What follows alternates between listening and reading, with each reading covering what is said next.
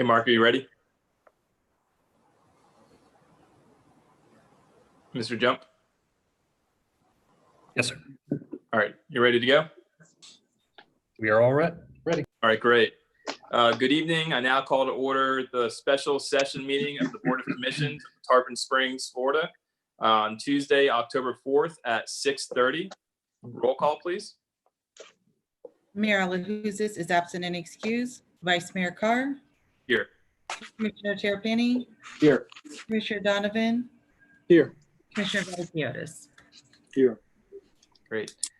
Due to the health crisis we continue to face, meetings will be continued, conducted by video conference and provided for public comments to protect the public health and the employees.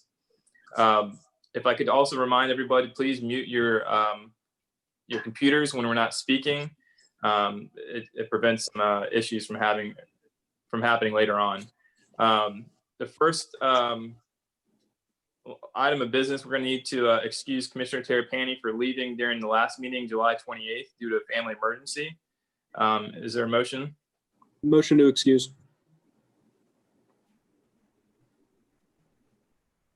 Second. Roll call.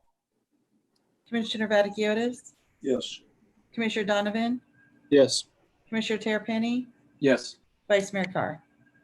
Yes. Thank you all. Appreciate it. So I don't have the opening. There's typically an opening prayer and pledge allegiance, but it's not on my list here, I don't think. So let's go ahead and go to the pledge of allegiance. Commissioner Donovan, if you could lead us in that. And if we could all mute our microphones so we don't talk over each other. I pledge allegiance to the flag of the United States of America and to the republic for which it stands, one nation.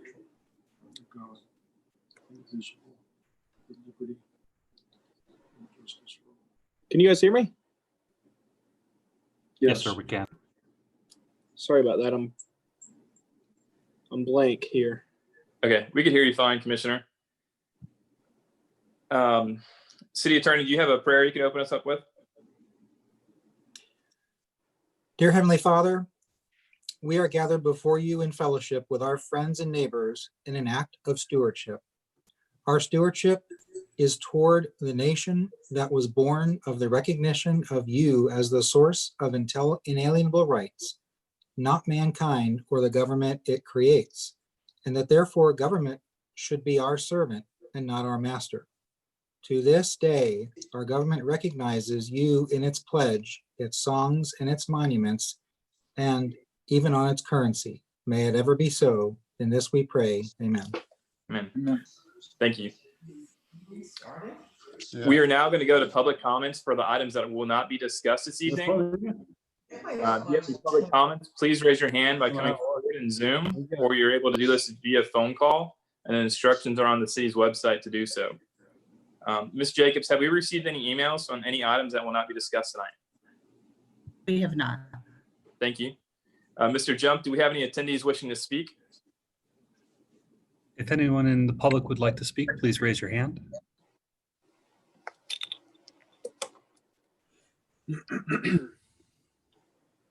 We do not have any raised hands at this time. Okay. So we're going to move to item one. Item one are the minutes. Those are being pulled tonight for some updates and corrections for next meeting. City Attorney, do we need a motion for that, or is it okay just to pull those? You do not need a motion. Okay, so these will be pulled for the next meeting. We're going to move to item number 2. This is increase file number 180006-B-RS Utility Rehabilitation and Construction Services. Police Chief, do you have someone from the staff that's going to be presenting this? Yes, we do, Vice Mayor. It would be Director Paul Smith. Great, thank you. Good evening, Paul Smith, Public Services Director. This item is a contract we've been utilizing for ongoing repairs to utilities, and we're requesting tonight additional authorization to the upper limit by $475,000, so we may complete projects and be prepared for emergency repairs through the remainder of the contract. The contract expires in January of next year. That's all I have, Vice Mayor. Thank you. For the record, can you just state where the funding is coming from? I know it's in the backup for the public's sake. Sure. Yes, this funding is from the water and sewer utilities accounts. It'd be in water distribution, sewage collection, or lift stations, depending on which project it is.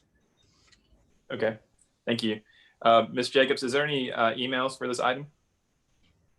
None have been received. Okay, Mr. Jump, is there anyone willing to speak on this item? If anyone would like to speak that's in attendance, please raise your hand. We do not have any raised hands at this time. Okay, we'll move to commissioner comments. Commissioner Terrapini, do you have any comments?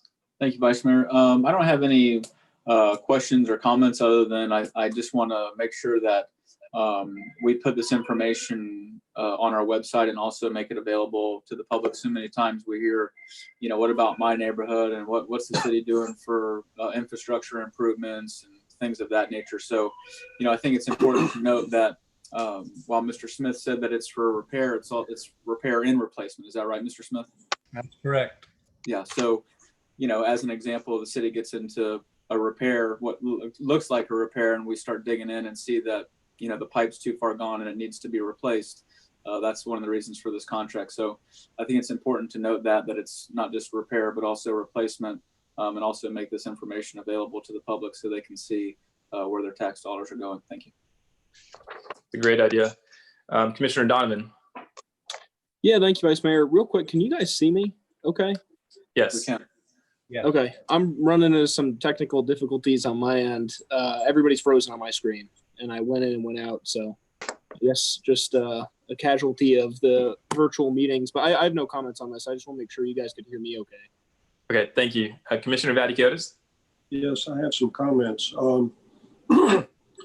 Mr. Smith, when it says that this contract was competitively bid and the two lowest bidders are vendors that are being utilized, when did that occur? Back in 2018, or are we talking about something more current?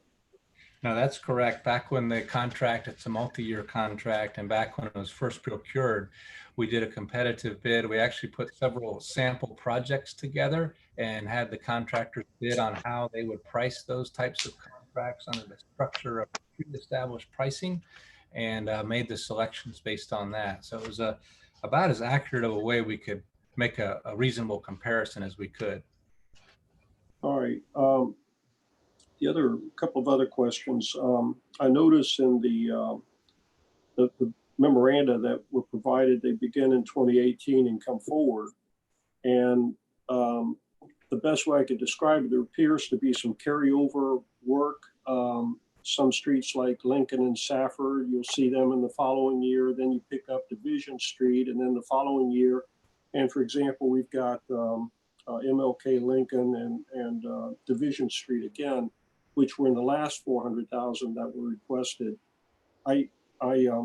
It's a little confusing to me that I'm not sure how that is working. Do these projects get started recognizing that there may not be enough money in the budget, or do we ask for that money, which would have been, let's say, part of the previous 400,000 that we believe would have covered it, but we kind of missed the mark and we're asking for more money now? Can you kind of explain that a little bit? Sure. Yeah, part of the confusion is in the memos, we list work that's been completed and then work coming up. And then in the following year, that work then becomes stuff that's in progress. And then you have new things coming up. So it creates things being repeated in successive memos. That's one of the things going on. But what we do is our best to estimate how much we're going to use the contract each year and what projects we're going to utilize on it as a forecasting method. But what happens with this, and part of why this contract is so helpful to us, is it's also for emergency repairs, unanticipated things that happen with utilities.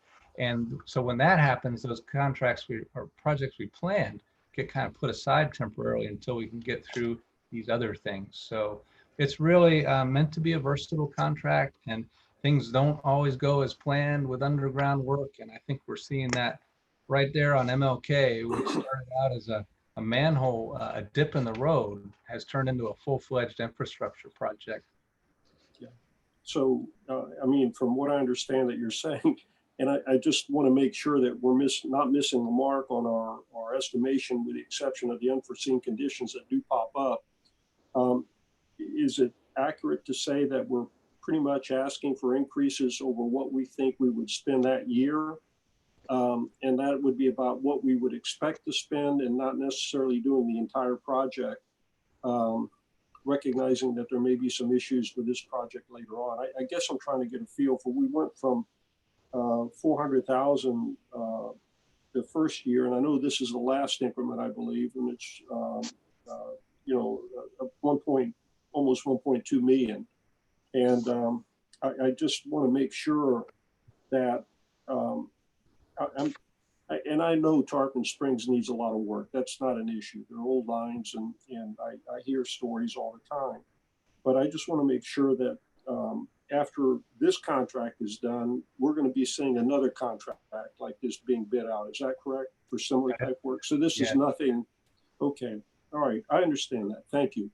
You're welcome. That was it, Vice Mayor Carr. Okay. Mr. Smith, thank you for answering everyone's questions. The chair will entertain a motion. Motion to approve agenda item 2, increase file number 18006, utility rehabilitation construction services. Second. Okay, roll call. Commissioner Vaticiotis, Yes. Commissioner Donovan, Yes. Commissioner Terrapini, Yes. Vice Mayor Carr. Yes. Okay, we're going to move to item number 3, the Riverbend Village project. This has multiple items listed for it, A through D. Items 3A, 3C, and 3D are all quasi-judicial, and items 3B is legislative. All these will be discussed together but voted on separately. City Attorney, can you please read the title and explain the quasi-judicial process and swear in anyone testifying? Yes, Mr. Vice Mayor. So I'll go ahead and take care of the ordinance titles first. Ordinance 2020-14, an ordinance of the City of Tarpon Springs, Florida, annexing 36.1 acres, more or less, of real property located at the northwest corner of L&R Industrial Boulevard and Anclote Road, providing for findings, providing for an effective date. And this ordinance was published in the Tampa Bay Times by title with map on July 1, 2020, July 15, 2020, and July 22nd, 2020. Ordinance 2020-16, an ordinance of the City of Tarpon Springs, Florida, amending the future land use map for 11.2 acres, more or less, of real property located at the northwest corner of L&R Industrial Boulevard and Anclote Road from Pinellas County Land Use Designation RL Residential Low to City of Tarpon Springs Land Use Designation RL Residential Low. This ordinance was published in the Tampa Bay Times by title with map on July 1, 2020, July 15, 2020, and July 22nd, 2020.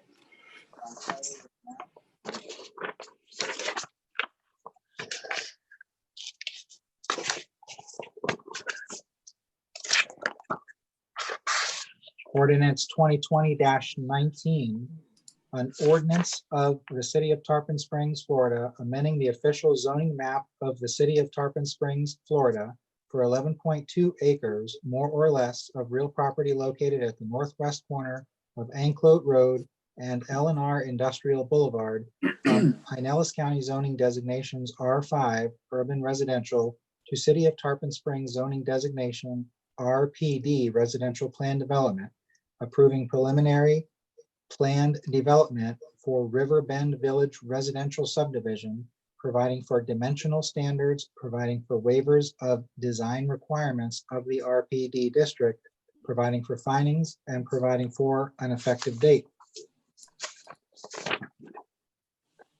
This ordinance was legally advertised and published in the Tampa Bay Times by title with map on July 1, 2020, July 15th, 2020, and July 22nd, 2020.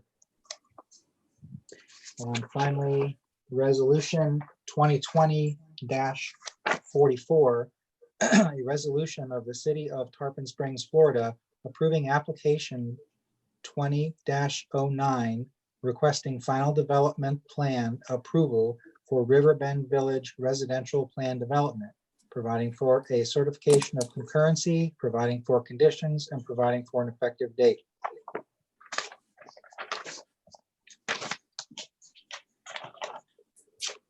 So as the chair's already indicated, the Board of Commissioners will consider all of these matters together and will hear testimony together. However, they will vote upon them separately. I will now review the quasi-judicial procedures used by the city. This is a quasi-judicial proceeding where the Board of Commissioners acts in a quasi-judicial rather than a legislative capacity. At a quasi-judicial hearing, it is not the board's function to make law, but rather to apply law that has already been established. In a quasi-judicial hearing, the board is required by law to make findings of fact based upon the evidence presented at the hearing and apply those findings of fact to previously established criteria contained in the Code of Ordinances in order to make a legal decision regarding the application before it. The board may only consider evidence at this hearing that the law considers competent, substantial, and relevant to the issues. If the competent, substantial, and relevant evidence at the hearing demonstrates that the applicant has met the criteria established in the Code of Ordinance, then the board is required by law to find in favor of the applicant. By the same token, if the competent, substantial, and relevant evidence at the hearing demonstrates that the applicant has failed to meet the criteria established in the Code of Ordinance, then the board is required by law to find against the applicant. With those procedures in place, the first step in the process is swearing in of witnesses. Will all witnesses who intend to provide testimony during this matter, and this would be for all of item 3, including A, B, C, and D, if you would raise your right hand. Do you swear to tell the truth, the whole truth, and nothing but the truth, so help you God? I do. Okay. So then the witnesses will be considered to be sworn. And with that, we will start with the staff presentation. Okay, good evening. Pat McNeese, Principal Planner. I'll be sharing my screen.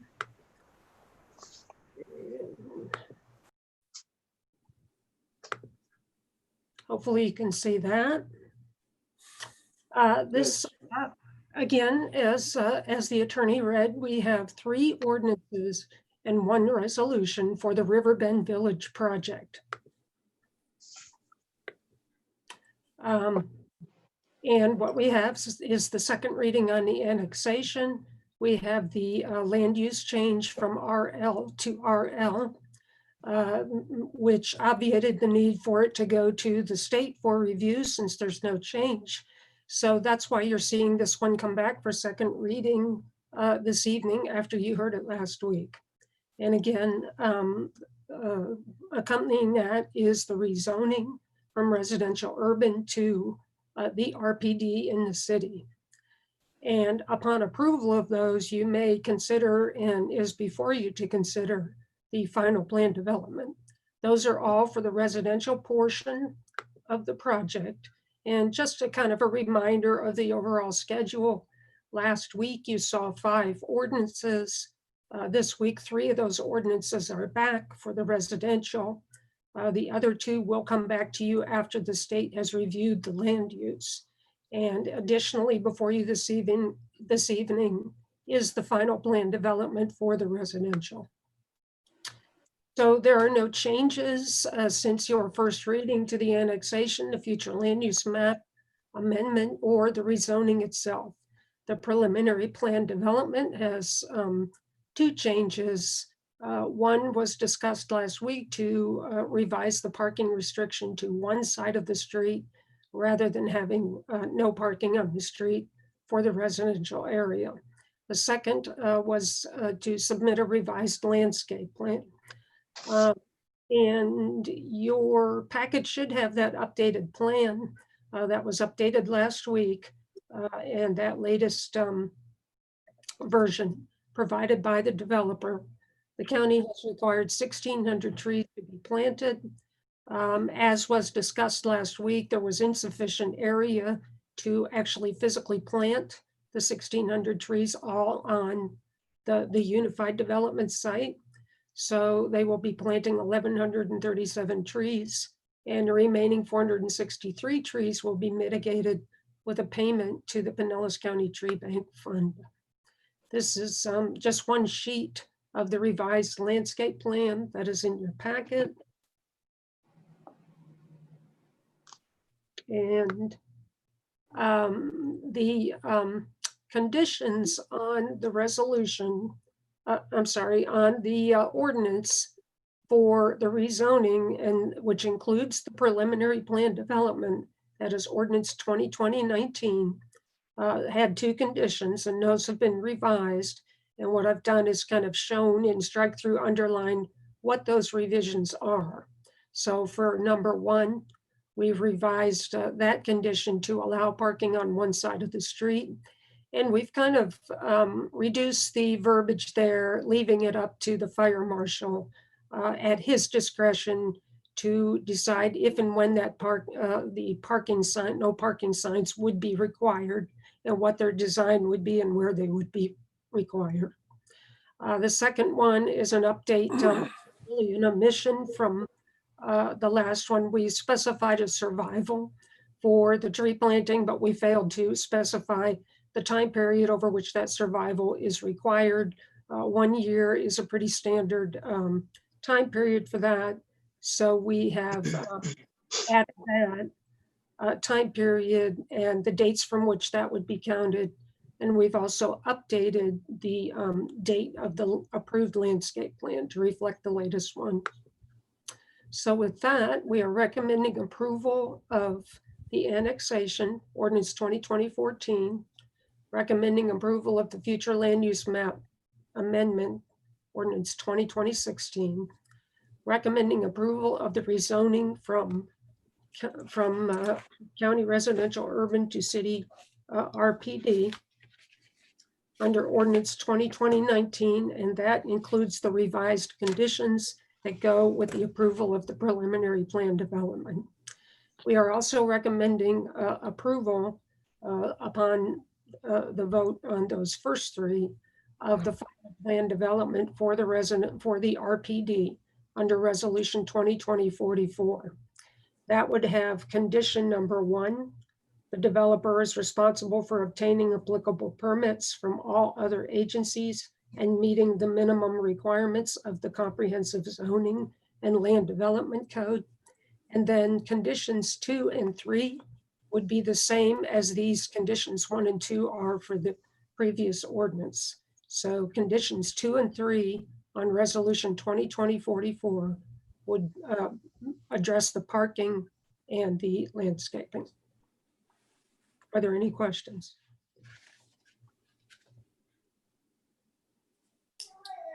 I've got a quick question for you. Okay. Street signs is something that we've talked about with other developments. I didn't see any street signs on the type of poles that would be used for this development. Has that been discussed with the applicant at all? The applicant could probably address what the design is. I'm not sure about the street signs. I know the lighting design does use the powder coated pole designs, and I do not remember what was approved with the development for the street signs. Okay. All right, I'll wait for the applicant. Thank you. Vice Mayor Carr, I have some questions unless I'm coming out of turn. No, typically the attorney, I think, will ask the commissioners, but I'm happy to do that right now. So Mr. Attorney, you let me know what you want me to do. Well, Ms. McNeese, are you finished with your presentation? Yes, I am. Okay, Unless that, there are any questions. Okay, then, yeah, then commissioners are now able to ask questions. Okay, Commissioner Terrapini, do you have any questions? Not at this time, thank you. Commissioner Donovan, I have no questions for staff. Thank you. Commissioner Vaticiotis. Yes, Vice Mayor, I do. And first, Attorney Eschenfelder, I need to report an ex-party communication. Okay, Last week, Mr. Stamus was fading in and out. I know some of you didn't have any problems with it, but I did, and I think Attorney Cole did as well. He went over some comments concerning 100% survivability, concerning the trees, and I happened to call him concerning the dog sitting project that had been provided in front of us to do a small follow-up. And I just happened to ask him what his understanding of the 100% survival was. And it wasn't clear to him. And basically he agreed to follow up with the city staff for clarification. And I'm going to ask about that this evening as well, probably my very next question. So that was the extent of the ex-party communications. thank you. Okay. Ms. McNeese, the 100% survival, could you clarify that for the commission, please? I know we kind of caught the applicant off guard on that, and I do know he said some things, but I believe he was going to get back with you to discuss it further to determine whether that was over the life of the tree or a certain period up to that point where they would no longer be responsible, or at least the association would no longer be responsible for. Yes, and he did get back to us, and yeah, he's correct. It's usually a survivability rate does have a time period to determine and let the trees established. And so we have added a 1-year time frame for that survivability. So upon installation of the trees in all the common areas, the developer would provide a report or a letter that says we're finished, we've installed the trees, and we would monitor survival and require assessment of any dead trees within that 1 year for the business, the buildings that will be built, that 1 year survivability for the trees that will be planted on those lots, because the trees won't be planted until the buildings are built. That 1 year survivability would be monitored from the certificate of occupancy date. And that's what the condition has been updated to reflect. From the time the building is completed and the tree is planted, the Yes. 1 year begins. Okay, that's good. The other thing too, Vice Mayor, I've got a question for staff. If Ms. McNeese, if you can explain why we're doing this annexation agreement tonight as a special session and why we wouldn't have heard it normally on the August 11th meeting. I believe it has something to do with the county requiring all annexations to be complete. Maybe Ms. City Attorney Cole can explain that further, unless you're not familiar with that. Do you know? Yeah, yes, Mr. Eschenfelder can expand on the contract we have with Supervisor of Elections. But the thought was that the developer is underway with pulling permits. There is a desire on his part, and he can speak for himself, to be in the city, and the city stands by ready to process permits for vertical construction. And yes, they would have to be annexed by 5 p.m. August 11th. And as I said, Mr. Eschenfelder can expand on the reason for that if you need that. Okay. Attorney Eschenfelder, do you have anything to add to that? I don't, because I'm substituting for Mr. Trask. He just said that he said there was a looming deadline, so maybe Ms. Cole knows. Yeah. All right. I'm familiar with it, but I don't know the technical aspects behind it. I just wanted to make sure that there was not anything on the part, it was more of a technical matter than anything on the part of the applicant or the city wanting it to do it this evening rather than waiting for the mayor to return from his trip at the meeting on August 11th. So I wanted to get a little clarification on that. Thank you.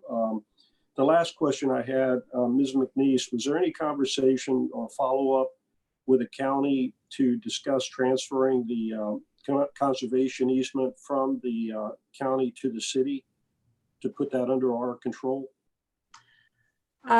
There has not been any follow-up on the part of staff to talk about that. The applicant can maybe discuss that. That could still be done if that's something, and that was on our list. There were some other things that the board wanted, for example, the tree mitigation payment, to ask the county to maybe try to concentrate on spending those funds up here in Tarpon. So we do have some items we do need to follow up on. Okay, I know the very first step would be the willingness of the county to do that, and I'm sure it would be up to the city commission to determine whether they wish to accept it or not.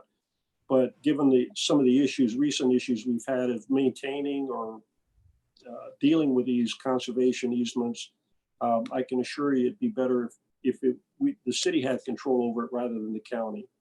Okay. Thank you, Attorney Eschenfelder. That's all my questions for staff. Any other commissioners have questions of staff? Okay, then seeing none, does the applicant have any cross-examination of Ms. McNeese? No, sir. You sure? You're used to, really aggressive cross-examination. All right, well then, with none, then we'll move on to the applicant's case. Ms. Cole?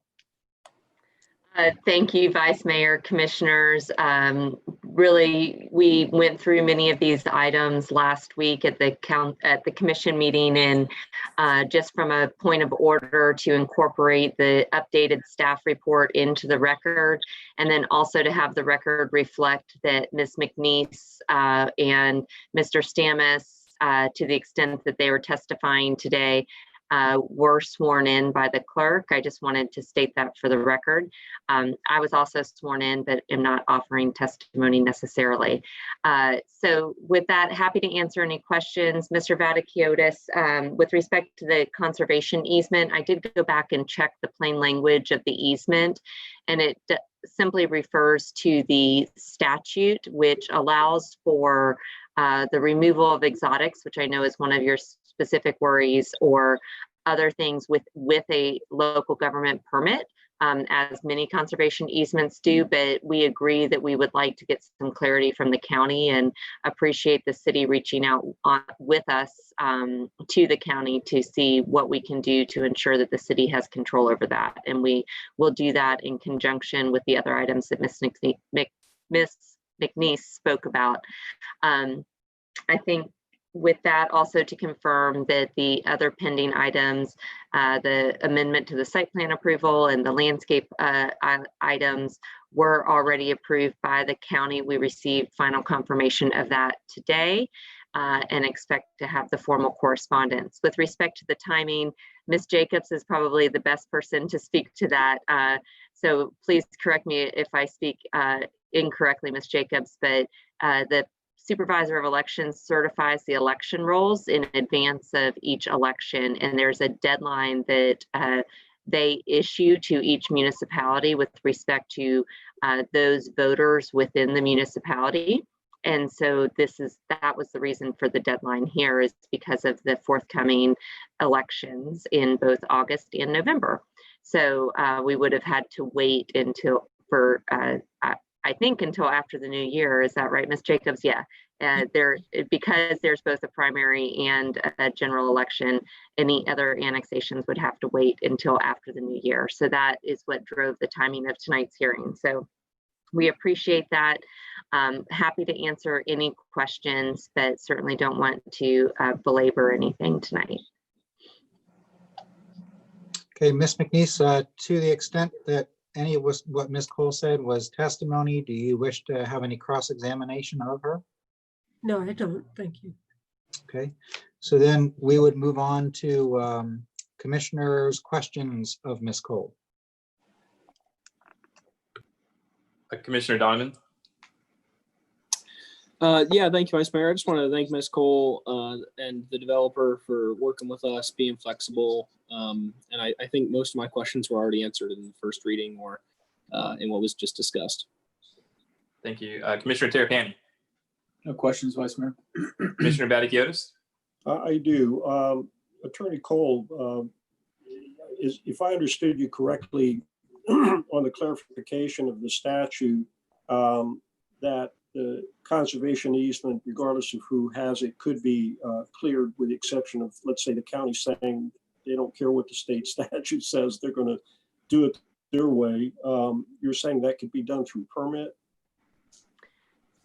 Generally, except to your point that if the county chose to deny a permit for that, but generally it's been my experience that the county is willing to issue permits for clearing of exotics because it's something they desire within their conservation easements. But regardless, the holder of the conservation easement would have the right to make exceptions to it.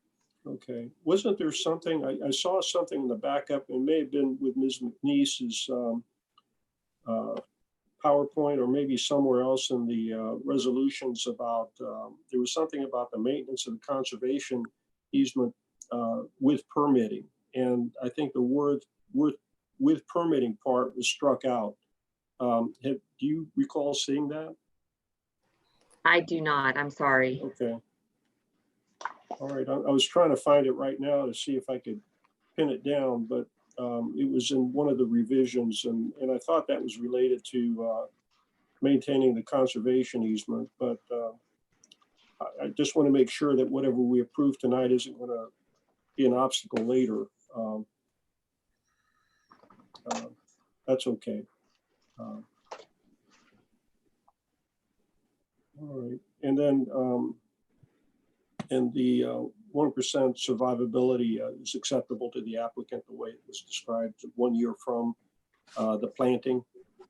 Yes, the applicant is fine with the proposed changes to the 2 conditions that Ms. McNeese presented and are incorporated into the ordinance tonight.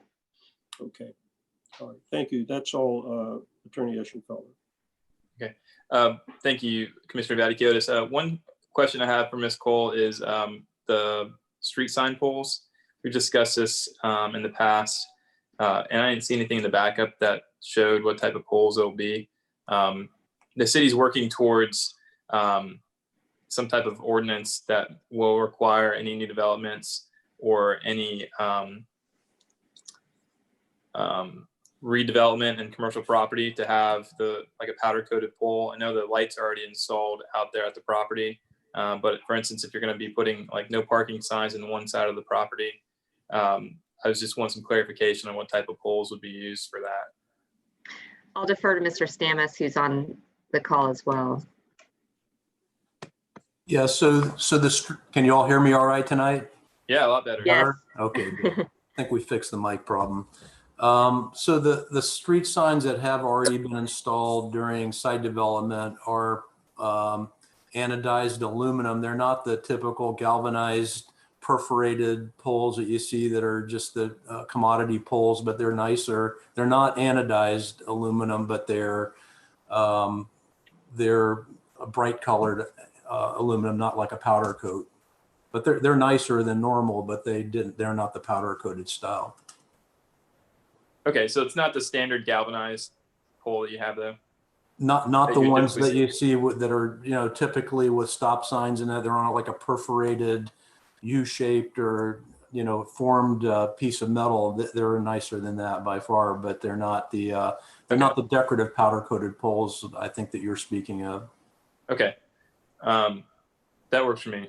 I'm fine with that. Okay. Any other questions of the commission? All right, I don't think, Ms. McNeese, that there are any declared affected parties, but at this time, if there are declared affected parties, they would have an opportunity to present.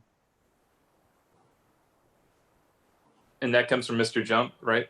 If there's Yes. anyone, it would raise their hand. Yes. So if anyone thinks that they are an affected party, if they would please raise their hand.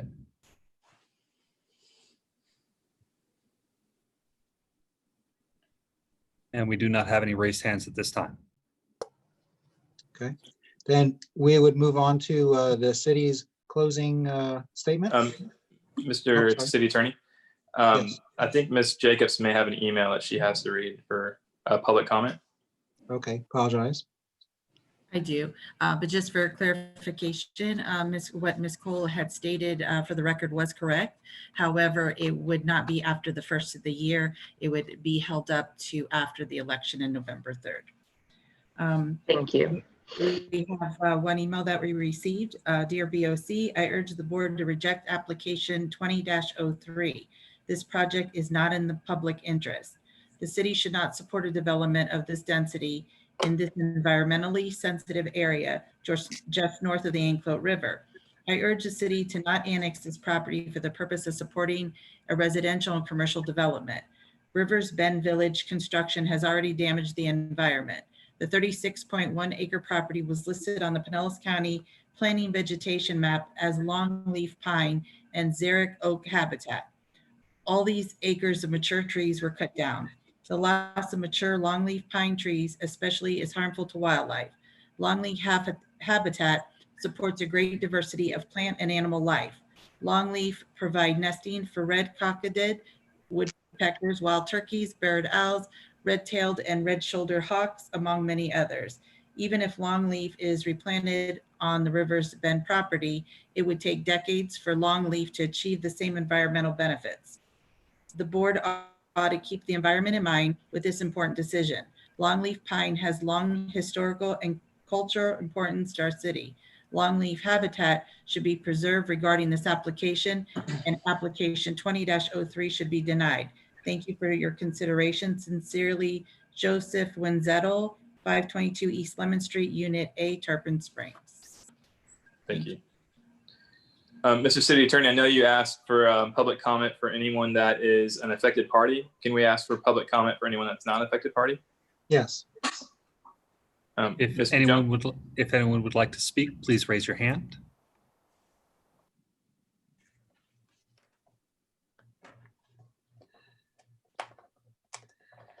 And we do not have any raised hands at this time.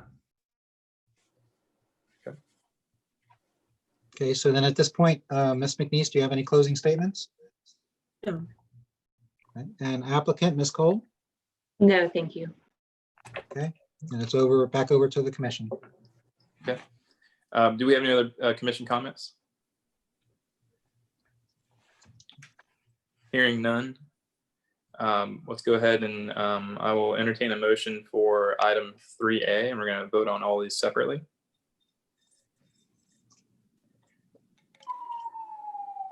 Motion to approve item 3A, ordinance 2020-14, application 20-03 annexation. Second. Okay, roll call. Commissioner Vaticiotis, Yes. Commissioner Donovan, Yes. Commissioner Terrapini, Yes. Vice Mayor Carr. Yes. Okay, we're going to go to item 3B, ordinances 2020-16. Chair will entertain a motion. Motion to approve ordinance 2020-16. Second.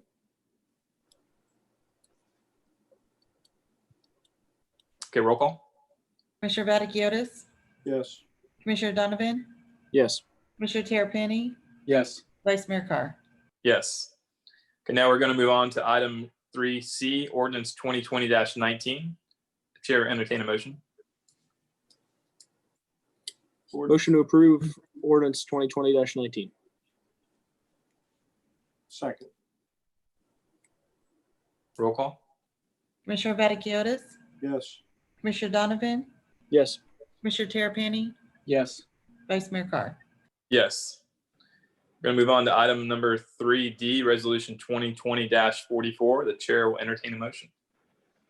Motion to approve resolution 2020-44, residential subdivision final plan development as it was revised and presented, and those revisions presented in the staff report, which is part of the record for this discussion. Do we have a second? Second. Roll call. Commissioner Vaticiotis, Yes. Commissioner Donovan, Yes. Commissioner Terrapini, Yes. Vice Mayor Carr. Yes. Mr. Stamus, Mrs. Cole, thank you very much for your presentations tonight. Thank you. Thank you. Just as a matter of order, Mr. Eschenfelder, does the RPD zoning ordinance also need to be as amended, or were those conditions only included in the final plan development?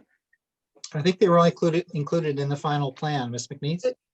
They were included in both. So, sorry, I should have spoken up. So the ordinance did include the revised conditions from last week, which was in the packet. So I should have reminded the board that those were revised. Yeah, that's ordinance 2020-19. It may be prudent to have a reconsideration of that motion and revote with it as amended between first and second reading with the conditions. I believe Robert's rules would allow for that since we're still in the same meeting. City Attorney, can I ask, obviously you guys are much smarter than I am on these subjects. Can I ask for clarification? Since it was approved as presented by staff and the staff backup had that, is that needed?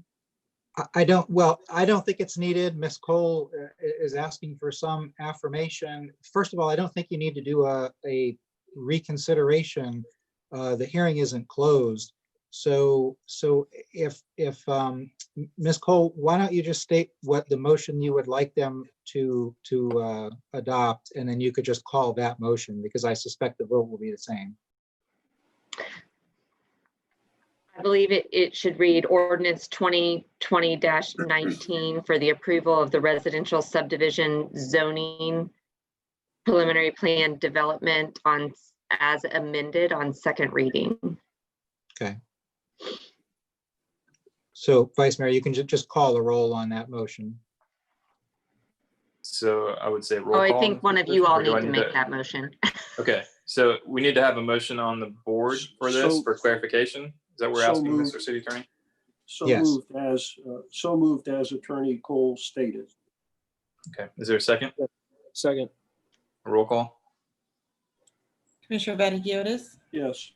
Commissioner Donovan, Yes. Commissioner Terrapini, Yes. Vice Mayor Carr. Yes.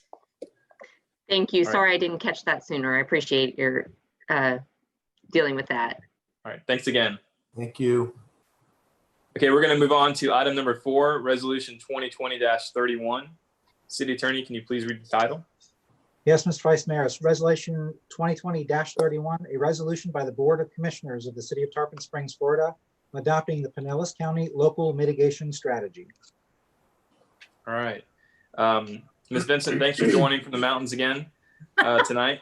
It's good to see you. I'm sure it's cooler up there than it is here in Florida. Police Chief, I'm assuming we're going to pass this off to Ms. Vincent. That is correct, Vice Mayor. Okay, thanks. Thank you. Good evening, Vice Mayor and Commissioners. Renee Vincent, Planning Director. We are asking for approval of Resolution 2020-31, which will locally adopt the 5-year update to the Pinellas County Local Mitigation Strategy. The Local Mitigation Strategy is an all hazards mitigation plan for Pinellas County and its 24 municipalities. The plan's been in existence since year 2000, and this is the 4th cycle on the 5-year update process.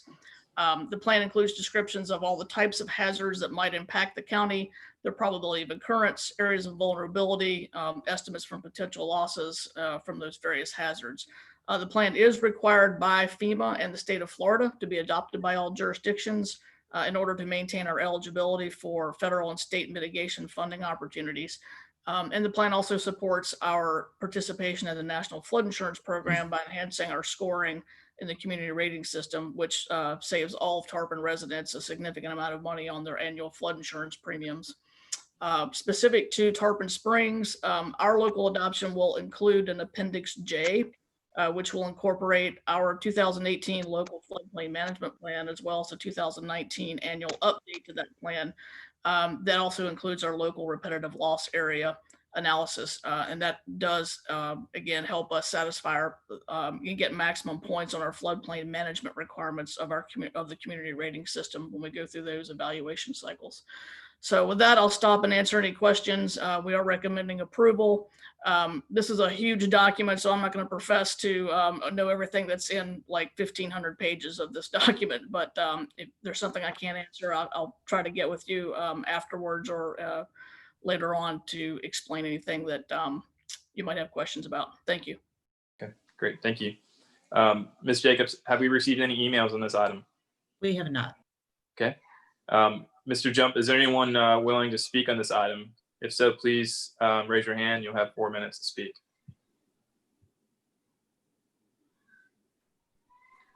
Okay. Mr. Jump, just to confirm, it doesn't sound like we have any hands raised. That is correct. We do not have any hands raised at this time. Okay. Now we're going to commissioner comments. Again, this is 1,195 pages. So if we have any comments, please feel free to ask Ms. Vincent. Commissioner Donovan. Yeah, thank you, Vice Mayor. Ms. Vincent, would you mind just going page by page and kind of summing up what each page says? I'm just kidding. No, thank you for the very detailed backup. I was surprised when I opened this how big it was. It does detail the 2020 working group roster, and it has some more stakeholders there.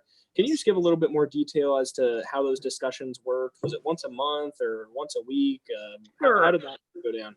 Sure. So the local working group, every jurisdiction as well as Pinellas County has staff that are dedicated members to the local working group. On a normal annual year, the group will usually meet quarterly. During this last year to 18 months that while the 5-year update was going on, they were meeting more frequently than that, usually almost monthly.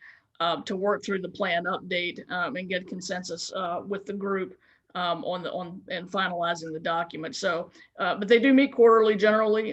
So the next thing that will happen once we're through the adoption cycle now, the next thing that you will see happen in the fall, there will be a call from the working group members to submit any new projects that the municipalities want to have included in the local mitigation strategy. So it's important for us to have our projects on those lists because that's how we get eligibility for funding for a particular project. So in Appendix D is where you find the approved project list, and you'll find a couple of pages of projects in there for the city of Tarpon Springs. So we annually update that. We submit new projects, everybody gets ranked. And so that Appendix D is one massive list of projects for all of Pinellas County that are ranked in order of preference for funding. Okay, thank you. That was really helpful. That's all my questions. Commissioner Terry Paney. Pretty straightforward, Vice Mayor. I don't have any questions. Kind of boilerplate for us to keep our name in the hat for funding and whatnot. So I'm all good. Commissioner Vaticiotis. Yes, Ms. Vincent, when was the last time we adopted this? That would have been in 2015. And is there a significant change between what was adopted then and what we have now? I wouldn't say it's significant changes. They do update the hazards. So occasionally like technological hazards are starting to come into the plan now. So things that may not have been at the forefront in 2015. So the technological things were updated. I wasn't plugged in really deep at the county. I can circle back with you and give you a little bit better analysis of what's been updated, but they're generally not major changes, but they occasionally will, if there's a specific threat that hasn't been, experienced in the past. So, like moving forward, I would expect that through this pandemic, and pandemics are part of the biological threat that's listed in the plan, I'm sure that that will get obviously a refresh, maybe not even waiting until the next 5-year cycle because of the importance of what we're learning going through that pandemic. So it's, they don't make massive changes, but they do try to update for new things as they come along. Would this be something, for example, sea level change and that sort of thing? Yes. Has that been adopted for this time? It has, yes. There's a sea level rise component. I would think that the Sustainability Committee would find this, I won't say an interesting read, but certainly a necessary document to look at, especially for those things that they're interested in. Is this a document that can be changed annually, or is this it until the next 5 years comes along? The major updates take place on the 5-year cycles, but if the work group agrees that something really does need to be updated on an interim basis, there is a process to do that. I generally haven't seen them do that, but it is possible. Okay. And then I know we're going to be looking at updating the comprehensive plan, reviewing that, I believe, this next year. I know you're working on that. Is that something that this document would have an impact on? Would we have to adopt those policies in this document for the comprehensive plan? Or vice versa, I guess is what I'm getting at. It's more vice versa. The local mitigation strategy pulls in all of those regulating documents and plans that we have at the local jurisdiction level. Those are all referenced and brought in to, but it does work both ways. There's some significant analysis in this plan that would be very useful and help us inform our comprehensive plan update. Okay, I'm looking forward to hearing more about that as we go along. And then should we expect any changes to our ordinances as a result of this plan? I don't believe so, not yet, no. Okay, not yet. And so the adoption tonight just kind of makes it official. And then as Commissioner Donovan said, we 1,100 pages, we can look at it page by page to see exactly what the impact would be, although I'm sure it's fairly standard boilerplate. So I'm satisfied with all of that. Thank you. If you want a kind of a boiled down version of it that actually is very user friendly, on the Pinellas County website on their geographic information system, and I did provide the link to this, I believe, in the agenda backup. But there's an online storyboard version of the local mitigation strategy, which was new for this year. So it really walks through the hazards, and it's a really kind of real concise document that's very user friendly for the public. Yeah, I appreciate that. And if you could follow up, I'm asking, and I'm sure the city manager would have to concur with this, to allow this to be put onto our website at the appropriate location so the residents can look at it as well. You still there? Is Vincent? Yes, we will make sure that it gets on the website. All right, thank you. Thank you. Are there any other commission comments? Are hearing none, the chair will entertain a motion. Motion to approve. Second. Okay, roll call. Commissioner Vaticiotis, Yes. Commissioner Donovan, Yes. Commissioner Terrapini, Yes. Vice Mayor Carr. Yes. Thank you. Thanks, Ms. Vincent. We're going to move on to item number 5, Resolution 2020-45. City Attorney, can you please read the title? Yes, yes, Vice Mayor. Resolution 2020-45, a resolution of the Board of Commissioners of the City of Tarpon Springs, Florida, ratifying Executive Order 2020-23 and extending the declaration of local state of emergency to August 4th, 2020, and providing for an effective date hereof. Police Chief and Acting City Manager, is there anything to present? No, signed it today. As you know, you can extend these state emergencies in 7-day increments by Florida law. So it's just a continuation of that. This one will be through the 11th to your next commission meeting. That's all I have. Okay, thank you. Ms. Jacobs, have we received any emails on this item? We have not.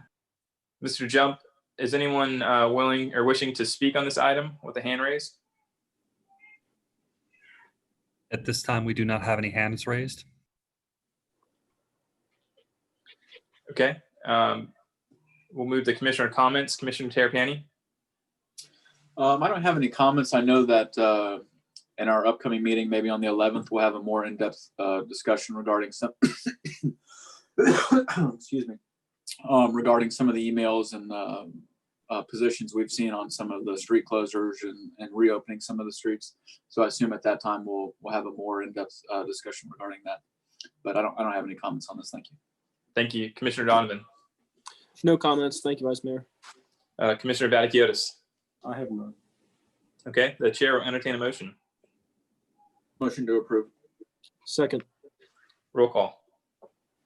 Commissioner Vaticiotis, Yes. Commissioner Donovan, Yes. Commissioner Terrapini, Yes. Vice Mayor Carr. Yes.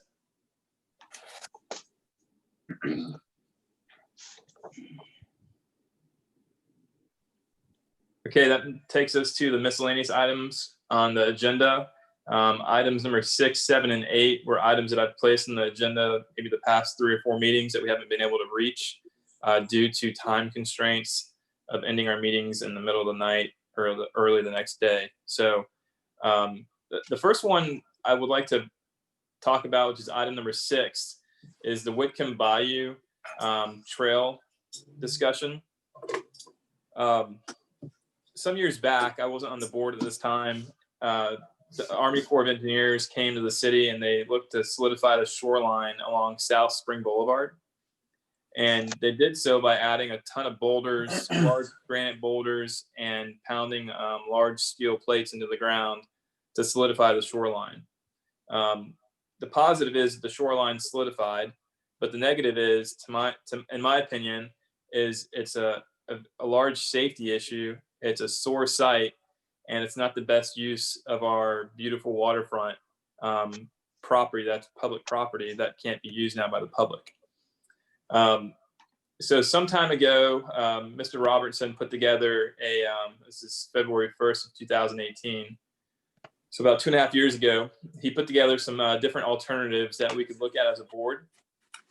Some different ideas have been floated around about making that a one-way street. A survey went out. The residents didn't like that idea very much based on the survey. There's some other discussions as well, and I just want to make sure this stays in front of the commission because I think it's an important part of Tarpon Springs and a great opportunity to enhance the safety and also enhance the recreation part of our city. Currently today, there's a ton of people that go to Craig Park that walk the park and exercise. There's a lot of people that live around the bayous that are out walking the areas. But I think this is an opportunity to kind of knock out 2 things at once: is increased safety and increased recreation. In the backup, Mr. Robinson provides 1, 2, 3, 4, 5 different options. In my opinion, none of the options with a railing I think are a good idea. I think the best option, in my opinion, that I would like to ask the board for some discussion on and a consensus on, and then ultimately ask the city manager to come back with an idea of a design and what we need to do to move forward to talk with the Army Corps about getting an approval to move forward and budgeting some type of items to fix this error, I believe, that was done many years ago. So ultimately, it'd be nice to continue the sidewalk from Craig Park around Whitcomb Bayou to the MLK Bridge, and then around the MLK Bridge, around Whitcomb Bayou, and then out to Sunset Beach. There is county jurisdiction once you hit Bayou, or I'm sorry, once you hit Carolina on Whitcomb Bayou.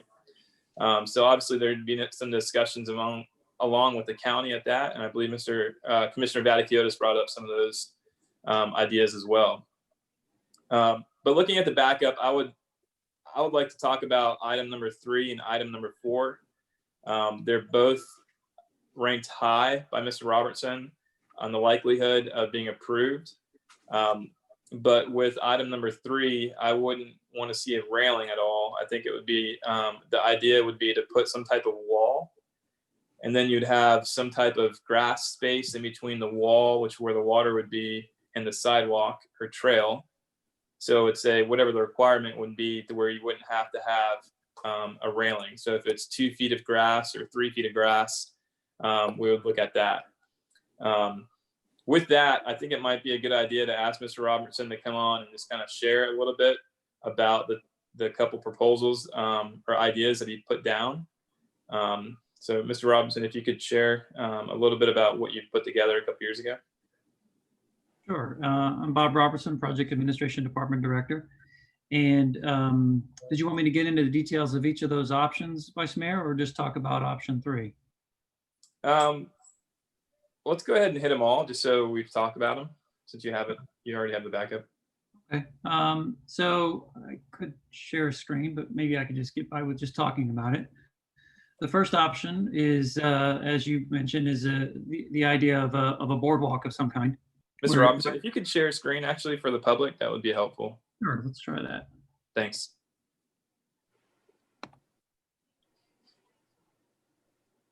All right. and I'm assuming you can see my screen there. Yes. Okay, let's go to a different lookout here. So here would be option 1, as presented in the backup from that study that you mentioned that we had Cardno do for us as our engineer of record back in 2018. This elevated boardwalk here contemplates using driven piles to support the boardwalk elevated over the riprap or the revetment project area. As you can see here, see if I can get a pin working for it. This plan shows the railings that you're talking about, Vice Mayor. I don't know that with the elevated boardwalk like this that we could get away without them, which I think is why you're probably contemplating or considering option 3 as a recommendation. But we could do this as either timber or cast in place concrete decking. And it certainly would be a robust option. The concern would be permitting through the Corps because, as mentioned, these piles would be driven through the revetment project area, the boulder area. The second option would be to do that the same type of trail system, but putting the sidewalk on top of the revetment project. That would reduce the cost, but again, we'd probably have to use some kind of a railing system or maybe a parapet wall if we can get away with it, depending on the distance that we would have between the edge of the sidewalk and the revetment area. And then the third one, well, I guess a variation on the second would be where we actually excavated part of the existing riprap zone and built a 6-foot or so sidewalk up against the curb line. This one has a pretty low probability of approval because we would be directly impacting and reducing the effective revetment project, the reinforcing put in place by the Corps. And then moving to option 3 here, this is the one that you were talking about and focusing on. This again would be having the impact of excavating some of the revetment project area, but replacing that with a sheet pile, kind of an effective seawall effect there, which would which we're pretty confident the Army Corps would accept because we know that that is an effective erosion control and stabilization strategy. And again, as you said, we do have the railing that I think would be crucial. There are ways to avoid that if you can provide, I believe it's a 24-inch buffer between the edge of the concrete slab and the sloping riprap. So that would be something we'd have to look at from a design perspective. But this again, because of the almost complete reconstruction that you're seeing here, is going to be the most expensive option. And then lastly, option 4 would be simply covering it all with dirt or concrete or sod. This is not something that the engineer is recommending, mostly because we don't think it would be a very permanent solution. There would be a lot of maintenance involved with erosion. The concrete wouldn't likely be very stable because you don't have a very stable base, even though those are riprap boulders. So there is some concern about the permanence of this option. So that is really the summary of the 4 options that the engineer presented. There are certainly variations of these, and there are certain variations that you could do along the way where you have different styles. So that we could look at that if that's the board's preference. We could do that as maybe as feasibility if we move to a design stage. But with that, Vice Mayor, I'll turn it back to you, and I will stop sharing and have me bring back up images if you want me to. Okay, Mr. Robertson, thank you very much for that. So this is a discussion item. I want to go ahead and, after my comments, go to the commissioner's comments and from a discussion standpoint. But I'd like to at least try to get a consensus tonight and let the city manager know what the board feels on this potential project. In my opinion, I think it would be best to do some type of permanent sidewalk without a railing and have some type of buffer, which Mr. Robertson discussed, and then look at maybe putting some type of dirt on the backside with some type of vine plantings that could go over the rocks. But from that, again, I just think this would be beneficial.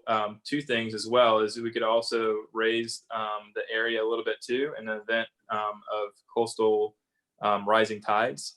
That's another benefit too. So there's actually 3 potential benefits for this. 1 would be safety, 2 would be recreation, and 3 would be potential rising tides. So with that, I'm going to go to Commissioner Terracani if you have any comments or discussion or any thoughts on this. Thank you. Yeah, I mean, just historically, first and foremost, I'll say that, this project was basically a travesty. And it's unfortunate that it went down the way that it did. And it's also unfortunate that this commission is, having to discuss some cost estimates, in the range of $1 million to $2 million to try and rectify this wrong.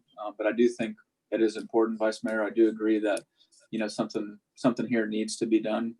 And I think that this commission, as well as commissions past, have tried to initiate that process, being, with the sidewalk across the street, trying to get people off of the road, as they don't have some places to walk on a suitable sidewalk. So, I think that we've tried to get this ball rolling, at least from a walkability standpoint, for our residents and our visitors to have a nice place to walk along that shoreline.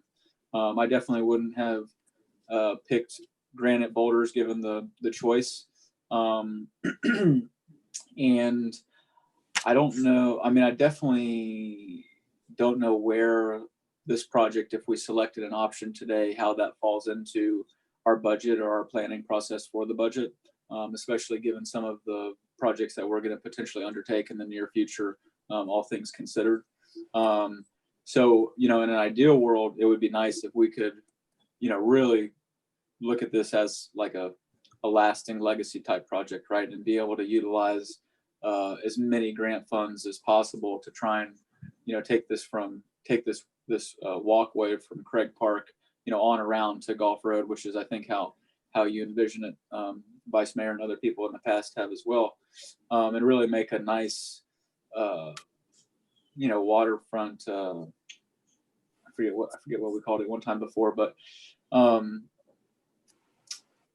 I think if I had to pick an option, I would pick option 2, and I think it achieves basically what we're trying to do at a middle of the road price point. I see that the likelihood of approval is low, but sometimes you don't know until you ask.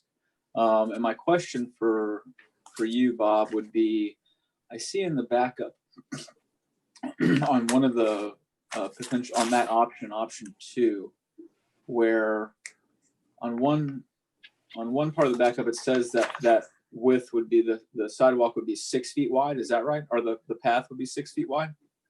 It will vary, but yeah, that particular segment was showing 6 feet. Okay, so that's not on the front page. It says that it would be a narrow. I'm trying to go back to the backup. Sorry, guys. It would be a at grade narrow concrete sidewalk, right? So I think that that's a little misleading as it relates to narrow, because I don't think 6 feet is too narrow. So if I had to pick, I'd say that the at grade concrete sidewalk trail would be my most favorable option, both in design and from a budgetary standpoint. In terms of the rail, how would that rail need to be? 36 inches, Bob? How high would the rail need to be? Don't have a number for you on that. I think we'll have to get into what the design criteria would need to be when we get into the design. I would hope that I could, as the Vice Mayor articulated earlier, find a way to eliminate it, as long as we got that buffer there. Sure. So I'll have to verify numbers for you. What if we took kind of some components of multiple options, right? And if you could do number 2, instead of having a railing, if you could just have a couple turf blocks stacked, 20 inches high, would that be enough buffer to keep somebody from falling over onto the riprap? It potentially could, but I like what you're saying there that, and I think that's probably what we would wind up with is some degree of variability up and down the whole corridor. Some places are going to have a version of option 2, some are going to have a version of option 3, just probably trying to minimize costs and also eliminate those railings wherever we can. And also to your point in terms of variability, my recollection is on at parts of this project, as well as where they did some improvements on Kramer Bayou, there are already in some areas sheet piles that were driven down, probably on like 25 to 30% of the linear area at least. So I mean, that component, if we were to consider, some variables, that has already been done in some areas of the subject 100, I think it's 1,500 feet. So, ultimately, I'd like to see it go across the bridge as well to that kind of nice area of green space, even if we didn't go all the way around, in some parts because of some jurisdiction that we don't have, even if it crossed the bridge and we picked it up onto that green space, I think it would certainly help, move the ball closer to getting to the Gulf Road connection. So those are my comments for now. I'm looking forward to what everybody else has to say. Thanks, Commissioner Terrapini.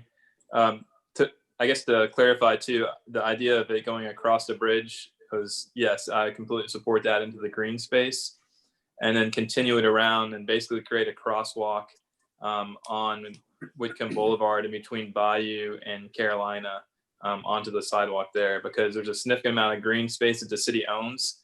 It's not considered a park today. It's not really utilized very well, but I think that would really help utilize it. So I think that's a great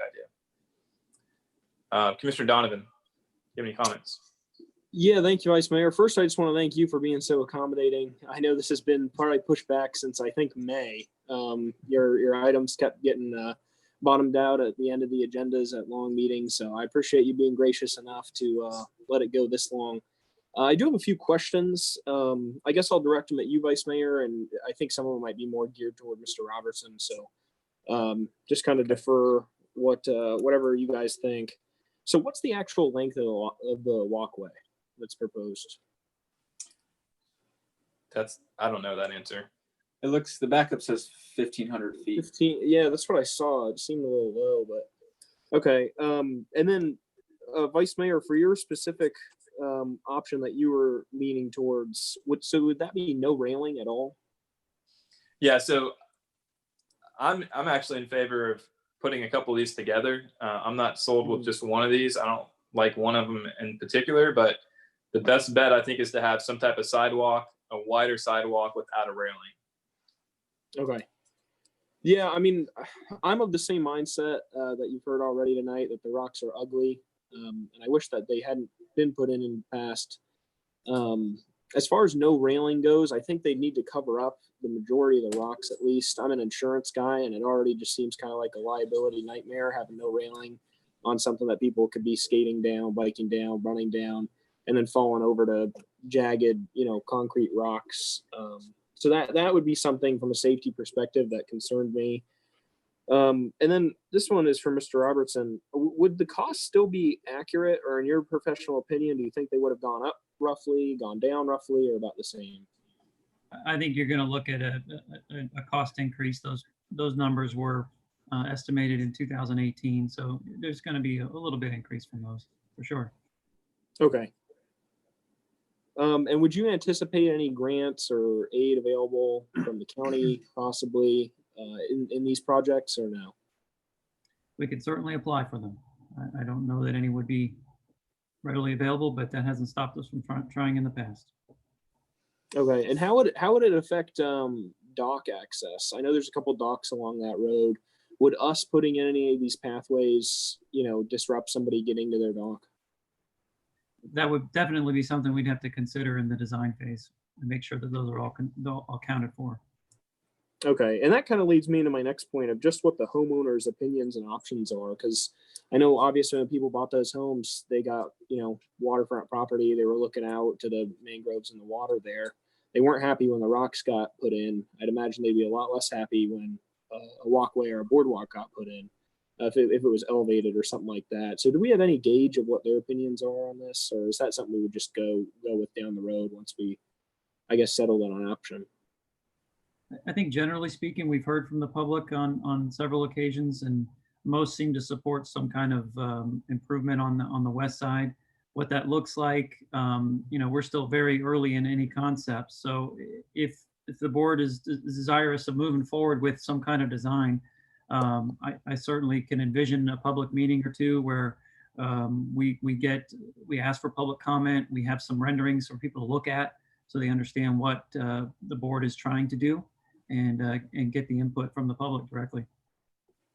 Thank you. Yeah, I mean, I definitely support getting more details and some updated price points. My fear on this project as a whole just comes down to the value that we're getting. I mean, it's a 1,500 foot walkway we're talking about, and we're talking about prices over, 1.5 million in some cases.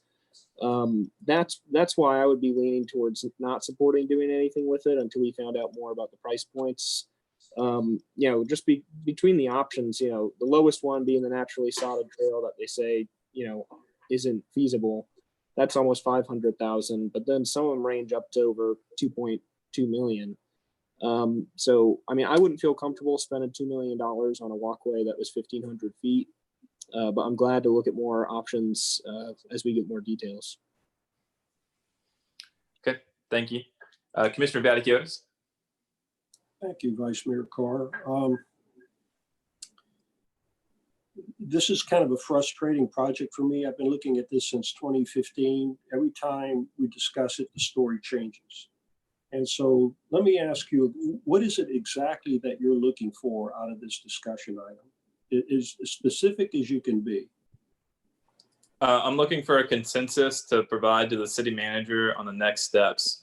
So preferably it would be a design idea that is a consensus amongst the board, and ask them to come back and come up with the preliminary designs that we could at least put in a budget standpoint. May not be this year, but at least prioritize and other priority projects that we have within the city. Okay, so you think this commission can come up with the design guidelines to provide the city manager, is that correct? Based on what Mr. Robertson's saying, I think we could come up with at least an idea of what the city commission would want to see, and then they would come back to the board at that point. Right. All right. Well, let me ask you, what's the status of your last project on this, the roundabout?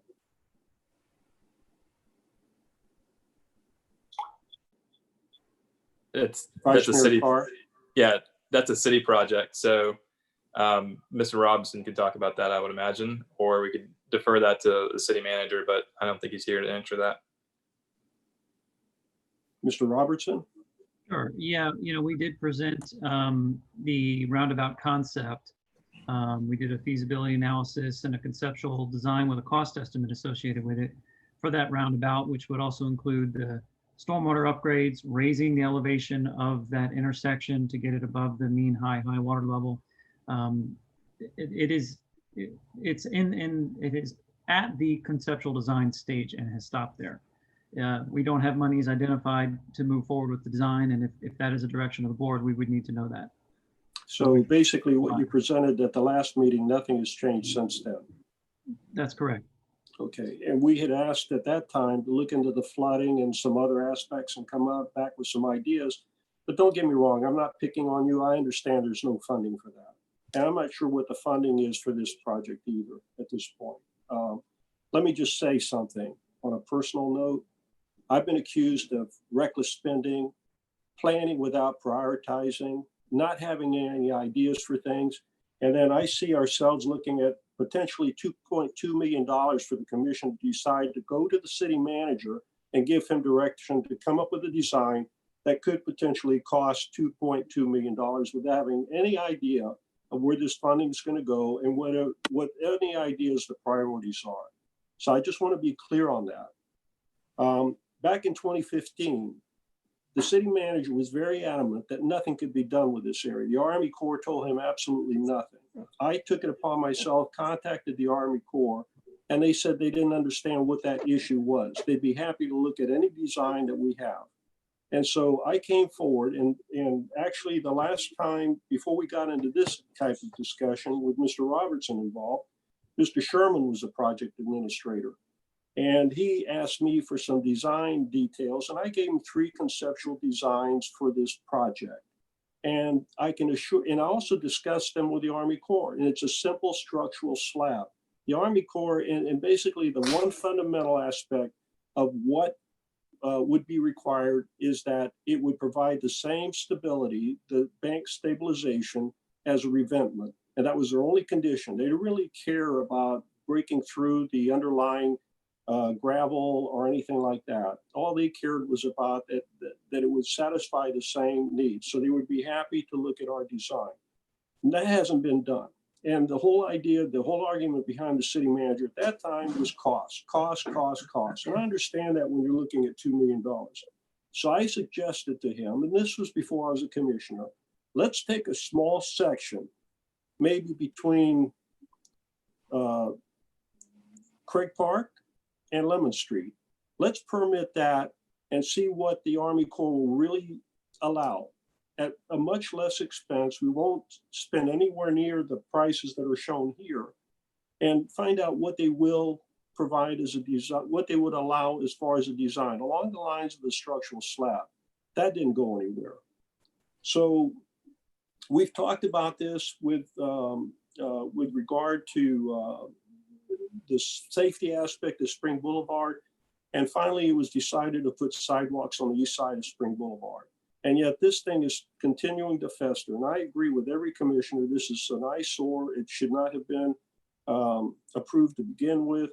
I actually had conversations with the coastal management manager at the county about supporting something like this, actually trying to get more money for the Anclote River dredging. And his comment to us, to me personally, was that after contributing over $1 million for this project, do you expect us to really contribute more than what the 300 and something thousand was that the county did? I said, yes. Meaning from his perspective, this has got a sour taste in his mouth as well, as far as the amount of money that they put into this project. So I'm looking at $2 million for 1,500 feet, worst case. And then you look at your drawing that Mr. Robertson's provided, and it takes it all the way over to Gulf Road. And could you imagine the amount of money we would be asking the county to contribute on this? So the last thing I want to do is build a trail to nowhere. I want to make sure that whatever we spend is going to go and achieve its objective. And I don't see that that's the case at this point. I tend to agree with Commissioner Donovan. There needs to be a whole lot more legwork before we continue spending valuable time on our part to decide how to proceed in this. And, you know, I don't believe Cardinal's numbers at all. I think it's completely over-designed. I think it can be done much simpler, and I think the Army Corps would be receptive to something simpler as well. So I think we need to look at this more realistic. I think that there needs to be some conversations with the Army Corps to find out exactly what they will and will not allow. I don't think that's been done in any level of detail at all, other than we can't affect the revetment or the stability or anything like that. Now, I spoke to a contractor, and basically he rounded off the amount of money that we spent on these small granite boulders. They were about $5 a piece. So next time we drive by Spring Boulevard, let's look at those gravel boulders and see how many boulders we have there at $5 a piece. So I would suspect, before we have any kind of a demolition and give away this very, very expensive product, that we would find some location or some vendor that would take them for resale. I don't know whether that would be consistent with our purchasing guidelines or abandoning public property, but that's something that needs to be looked at as well. So at this point, I don't want to go any further on this. I mean, Vice Mayor Carr, I agree with you 100% that something has to be done. I think that's the consensus that you have from the commission. I don't want to design. As a commissioner, I don't want to design this. Secondly, I don't think that there's enough information in this Cardinal memorandum for us to make a decision. I think these numbers are, like I said, I don't think any of the designs are realistic in terms of cost. I think they could be a lot cheaper than what we're seeing right there. And I don't want to start wasting a whole lot of staff time on something that ultimately isn't going to go anywhere, because we've got a whole lot of other projects that need to be done and a whole lot of other areas in the city that need to be prioritized. And, you know, Commissioner Donovan, I appreciate you stating that the vice mayor is stuck with this and it's been deferred. My planning prioritization effort has been stalled since I got sworn in, not because of it not having a need to go forward. It's because of this COVID thing. So I'm very much looking forward to getting to that point where we can talk about that. Absent of the budget, which I don't think it's going to happen at this point, but we've got a budget coming up with a capital improvement program. The budget's pretty much done, except the way we needed to deal with it. And quite frankly, at this point, I don't know how this is all going to fit in. I mean, suppose that, you know, we come up with some design. Is this going to be a high enough priority compared to some of these other things? I don't know, but we need to discuss that. So I'm not willing to give the staff any direction this evening. I don't know whether my thoughts are consistent with Commissioner Donovan's, but at this point, I think we need much more information. I think that there needs to be some formal conversation with the Army Corps. And quite frankly, I'm not sure that the Army Corps is the only one that's going to be involved in this. I think the DP may be involved in this as well. So there needs to be some discussions with them. They've gone from their interest of being from the mean high water line, now it's to the top of bank. And we've got a top of bank here as well. So we need some clarification from that. It's a highly technical area. The design of this is highly technical. You can spend a whole lot of money needlessly. And that's where I am. I'd like to have more information.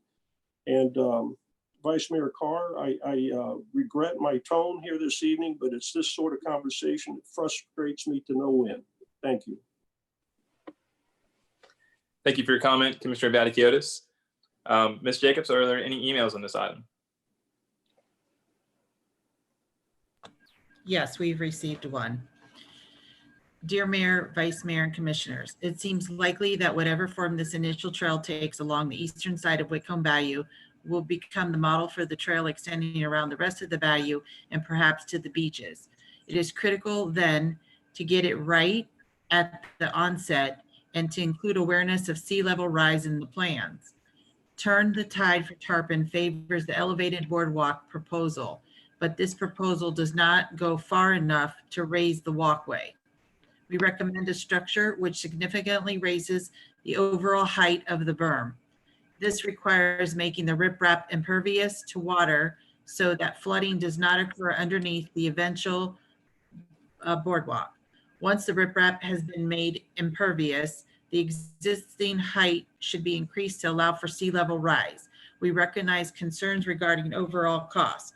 Fortunately, federal grant money is currently available for projects like this. And this is from Jeff Larson, President, Cassie McCabe, Vice President, Aaliyah Garrett, Secretary, and Paul Robinson, Treasurer of Turn the Tides for Tarpon. Thank you. Are there any other emails? There are not. Okay. If there's anyone from the public that would like to speak, please raise your hand. I'm going to defer to Mr. Jump to see if there's anyone raising their hand that would like to speak on these items. We do have raised hands, so I'll allow the first one in. Okay, please state your name and address, and you'll have 4 minutes to speak. Thank you. It's Mary Coburn. Hello, everybody. So those of you that know me know that I have a house on the bayou near the Whitcomb Bridge. And of course, my parents live next door, and my parents own the apartments from there to the corner. So we're probably the largest stakeholders on this strip of the bayou. And it's going to affect us very much because we also have a lot of flooding because of the corner there with Martin Luther King. So I'm very leery of not doing it right. That's my biggest fear here. So my concern is the flooding. My concern is that whatever's done on with this roundabout has to be coordinated with this other, so that there's no, the attempt to make it safe and build it up doesn't cause water to accumulate in my home, in the apartments, in my parents' home, because once you raise that corner, the water's going to go somewhere. And if it becomes trapped when we have a lot of rain with a hurricane or with tide, it's going to end up somewhere. And it could very well end up here, because this home was built in '68. It was remodeled, but it's still very low. So I have concerns about that. I am happy that the sidewalk is going to be extended on this other side, so that at least people have a place to walk. I understand the safety issue. So my recommendation is to do nothing if it's not done well. I don't have a problem with making a beautiful walkway out there for people. Years ago, it was just grass and people walked their dogs and fished and, enjoyed it. But it's got to be done properly, or it can be a real problem. So, and quite expensive. So those are my thoughts. Thank you. Thank you. Mr. Jump, is there anybody else that's willing to comment tonight? We do have another raised hand. I'll allow them in. Okay. You have 4 minutes, and please state your name and address for the record. Hi, Julie Wade, 1095 Mainsail. Thank you for looking at this and pulling back just a little bit. What's the status of that bridge there? Where we currently have to cross is on the east side, and it's quite narrow. Is that bridge up for replacement or renewal? Mrs. Wade, this is for public comments. We'll address that after your comment is finished. Okay. Well, we just, as you have pointed out, we want to make sure that we address the bigger picture before we make a mistake. Thank you. Thank you. Mr. Jump, is there anybody else that has their hand raised to speak? We do not have any other raised hands at this time. Okay. If I could ask Mr. Robertson, Ms. Wade asked a question if there's a plan to replace the MLK bridge. I'm not aware of one. Is there any discussions amongst the city? There's no plan for replacement of that bridge at this time. Okay. All right. Thank you. Based on the different comments tonight, I'm just going to summarize what I believe was the consensus overall, that we direct staff to look at some type of solution on the west side of South Spring Boulevard that would incorporate a wider sidewalk. That's not a narrow sidewalk. It would not have a handrail. We would direct conversations with the Army Corps of Engineer with staff, and I would want to put a timeline in there by September 15th. A cheaper alternative than the proposed, and then a potential of designing with stages as well, to where we could potentially do this in stages and not one large project. Ms. Coburn brought up the aspect of, if we're going to do this right, or if we do this, it needs to be done right. And I believe this is an issue that we've run into, that some years ago, maybe 10 years ago, when this was first done, it wasn't done right. And now it's our responsibility to come back and try to fix it. And then again, spend taxpayers' money to fix an area that's a hazard, that's a blight, in my opinion. And there's still an opportunity to increase recreation around this area. So with that, I summarized what I felt was a consensus. I just want to do a quick roll call to see if we're all aligned on this. Again, we're not committing to doing the project. We're committing this is the direction to staff to come back to the commission with some rough estimates and a better alternative from a design standpoint. And then also talk with the Army Corps of Engineer based on our conversations tonight. Mayor, I have an objection. I'll come to you when it's your turn, Commissioner. Commissioner Donovan. I would support getting more details on this and getting better price points on this, but unless something major changed, I wouldn't be in support of it. Okay. Yeah, so just for clarification, we're not approving the project. This isn't to say move forward with the project. This is to come back to the commission based on our discussions from a preliminary design and ideas discussion wise.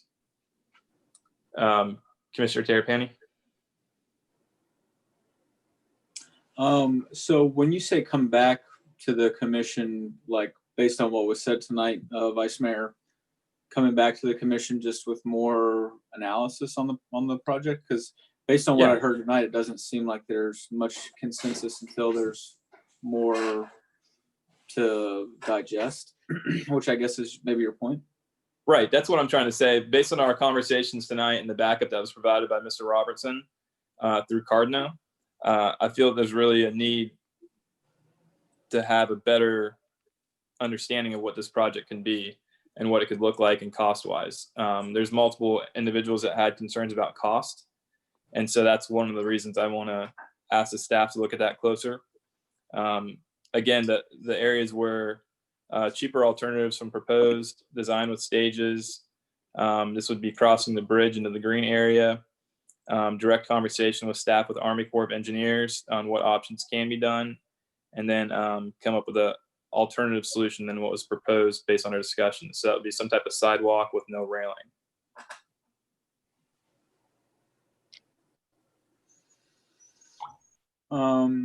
Okay, and you're asking for a consensus on moving forward with some of those concepts?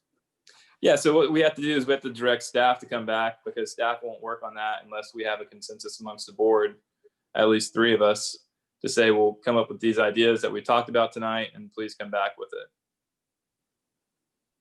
I'm interested to hear what Commissioner Vaticiotis has to say. Okay. Commissioner Vaticiotis. Thank you, Vice Mayor. My interest in this is one, to have some conversations with the Army Corps first, to pin that down, rather than having basically a table that says likelihood of USAC approval.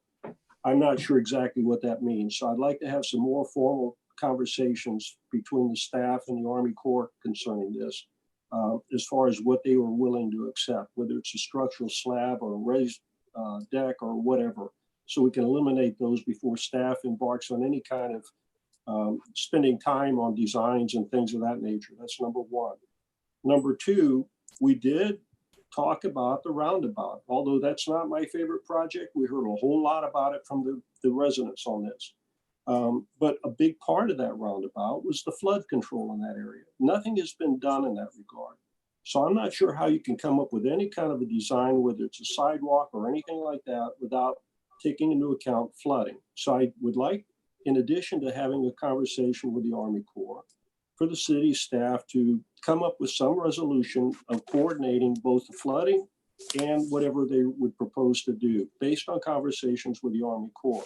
And then we need to make a decision on, if you recall, Vice Mayor Carr, that roundabout had an observation deck where the old boat ramp was. And I asked at that time whether a bicycle trail was incorporated in this design. And Mr. Robertson said no. So none of that has come back. Even if we do this trail and we put some section of it, and I think it goes to Virginia before it turns into county right-of-way, we need to figure out a way to get over safely to get over the humpback bridge at that location. And so I think that there needs to be a whole lot of thinking that has to be done first, whether it's the staff or someone else, before we start looking at design options. And you know, the one thing that with regard to the flooding, we've talked about in-ground vaulted systems with pumps for eliminating the waters down at the sponge docks. We're looking at a prototype. I think there's about a half a dozen other locations that we would do something like that. The estimate that we had at that time was about $1 million a piece. This location, I would suspect, would be one of those as well. Canal would be another one. And I saw Dr. Robinson's email concerning flood control. I agree with him 100%. I don't want to wind up doing anything here, giving the illusion of some design for a bicycle trail, and that whole thing unravels once we start getting into flood mitigation in some way or another. So I think we need to have a lot of groundwork before we start looking at having staff spending time on a design. I'm not trying to kick the can down the street. I have been a big believer. And when the mayor first became elected, the first term, I sat down with him and gave him 3 projects. One of them was a trail from Lemon Street Library all the way out this route, all the way out to the beaches and the schools. All I got from him and the city manager at the time was that the Army Corps said it can't be done, which was not correct. It was not accurate information. So having gone through this lesson once, where the Army Corps has been misrepresented, I don't know for a fact that what's being shown here with this likelihood of Army Corps approval is actually accurate or not. I just would like to see more on that, and actually that come back to the commission and present it, along with how we're going to accommodate the flood control in that area and take into account getting over the bridge, how that's supposed to work, and whether we're going to proceed with a roundabout or whether we're going to abandon it. I mean, there's a whole lot going on here together, and it's got nothing to do with what kind of sidewalk we're going to put there.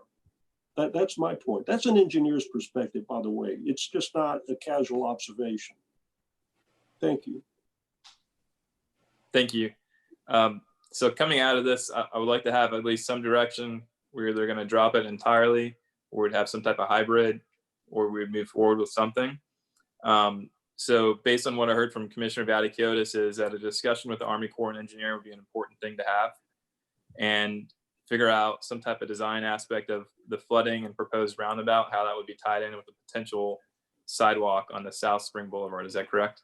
Yeah, Vice Mayor, one last thing. On any kind of a consensus with this board, I'd like to give a date certain on this thing. That's another thing that happened. Since 2015, this is one of the other frustrating parts on this. We continue kicking down the can down the street without giving a date certain when we want to hear back on this. And so I feel strongly about this. I think you do too, that whatever we have a consensus on, whether we give the staff 1 month, 2 months, or whatever it is, and maybe we can ask Mr. Robinson his opinion on that, but we need to give a specific date of when we want to get this information back in front of us. Thank you. Okay. Coming back to Commissioner Terrapini. Thanks. Vice Mayor, I had 2 things. One is following up on what Commissioner Vaticiotis just said with the date certain. I have a question for staff. Bob, when do you think y'all will be coming back with some kind of update or project completion regarding the sidewalks in this area? Well, just a quick update on that. The contractor is set to start construction this week. And they have a 90-day schedule. We think they're going to be able to beat that. So probably the next project update, certainly you monitor, if you can monitor the spreadsheet, I'll be emailing that out now weekly to the Board of Commissioners mailing list. So you can see the weekly updates on all the projects, including that one. So maybe around, I mean, prior to 90 days, if the commission wants an answer sooner than later, we could kind of tie the update on what we're talking about to the possible completion of the sidewalks. I would just float that out there as a time frame. And then in addition to that, I would say, I would ask the board what their comfort was on making Commissioner Vaticiotis a liaison, so to speak, regarding this and the talks with the Army Corps, if he could participate with staff in that.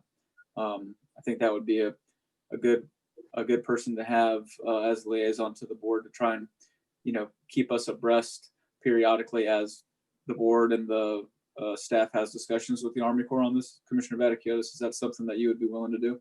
I'd be happy to do that, Commissioner Terrapini. I offered to do that when I was a resident, and I didn't get anywhere with it. Maybe as a commissioner now I'll have better luck. I would assume I would. So, all right. I support that. Okay. If we can, how do y'all feel about the date? I mean, to me, the sidewalk, that was something that forced our hand a little bit. This area, the elimination of a safe place to walk for our residents kind of forced our hand on having to create the sidewalk across the street. So to me, they kind of go hand in hand. In terms of bringing something back to the commission, are y'all comfortable with that for a date certain? Yeah, I want to just a quick clarification from Mr. Robertson and maybe Mr. Commissioner Vaticiotis. Reaching out to the Army Corps, how long do you think that would take to do, at least from a discussion standpoint? That's not one that would take too long, but since, if you don't mind, I will say that The estimates of permittability that were provided in that report were based on conversations with the Army Corps, but that is a couple of years old now, and I'd be happy to re-engage the Army Corps with those discussions. I think it's a good idea to do that. So it's something we could probably do in a reasonable amount of time, but if you're asking my opinion, which you're not really, but I'll offer it anyway, 90 days would be very fair. I would appreciate that amount of time. Okay. All right. I would support that. So to reiterate our discussions tonight on item number 6, we're going to direct staff to have a conversation with the Army Corps. Commissioner Vaticiotis is going to be assisting from the commission standpoint.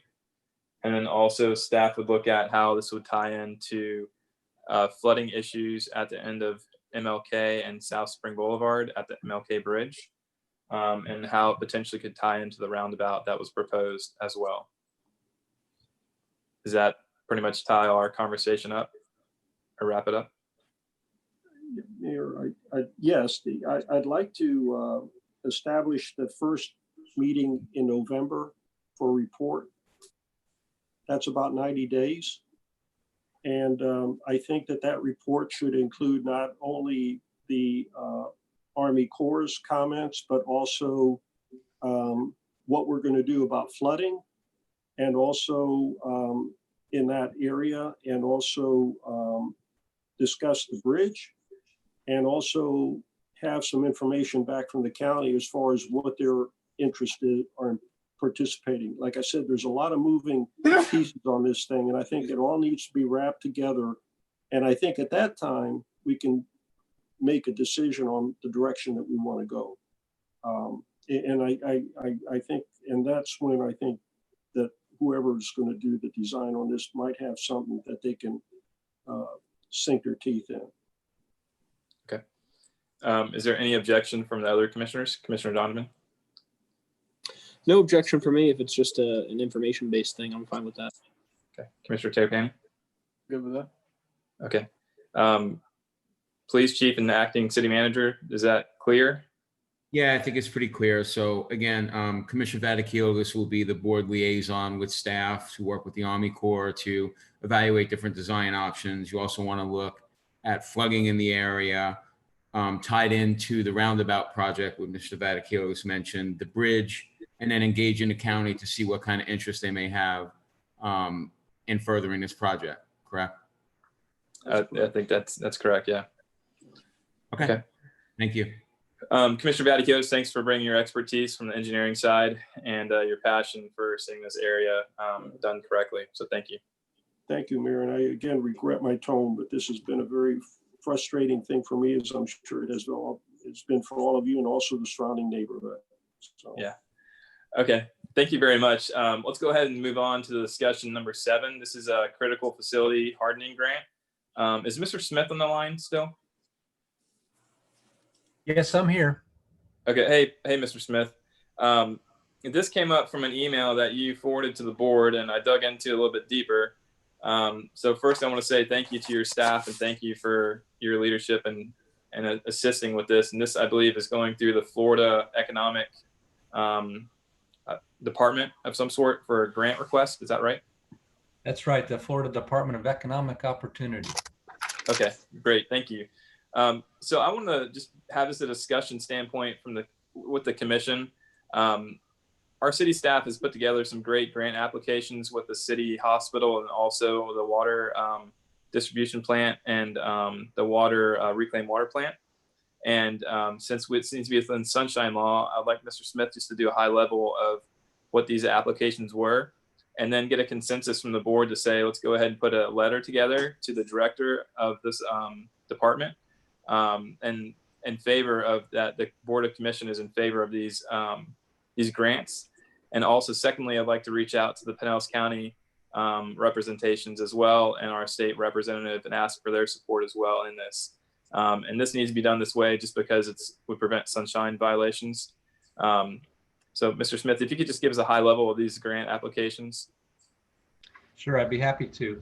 So city staff at the city manager's direction put together some grant applications for 6 projects, 4 of which are city projects and 2 of which were simply assisting the hospital on putting those requests together. The first 4 I'll go through here for the city include our wastewater treatment plant hardening project. And by way of background, this program was born out of the past recent hurricanes, Hermine, Matthew, and Irma. And the intent is to have a program to help us prevent or be better prepared for future storms. So that's the spirit in which these projects were put together. The first one, the advanced wastewater treatment facility, what we're talking about there is raising up the electrical system and control system so that it can withstand a storm surge better than it can right now, with the intent of making it operational longer through a storm and also being able to recover sooner after a storm. Second project is the Dewatering Building, which is also on the wastewater treatment plant site. That's a metal building that houses the residuals or sludge processing, and that's also at a relatively low elevation and not really capable of withstanding strong winds. So this would include replacing that building envelope to protect that equipment and the essential part of the treatment process. The third project is improving the generator capacity at the RO facility, both through the facility itself and at the on-site wells. We learned in the recent hurricanes that the wells, we were able to bring portable generators to them, but that created quite a logistical drain on staff resources. So we're looking at permanent generators being placed at the most critical wells so that that portion can continue to bring water to the facility for supply. The fourth project is the city's community center.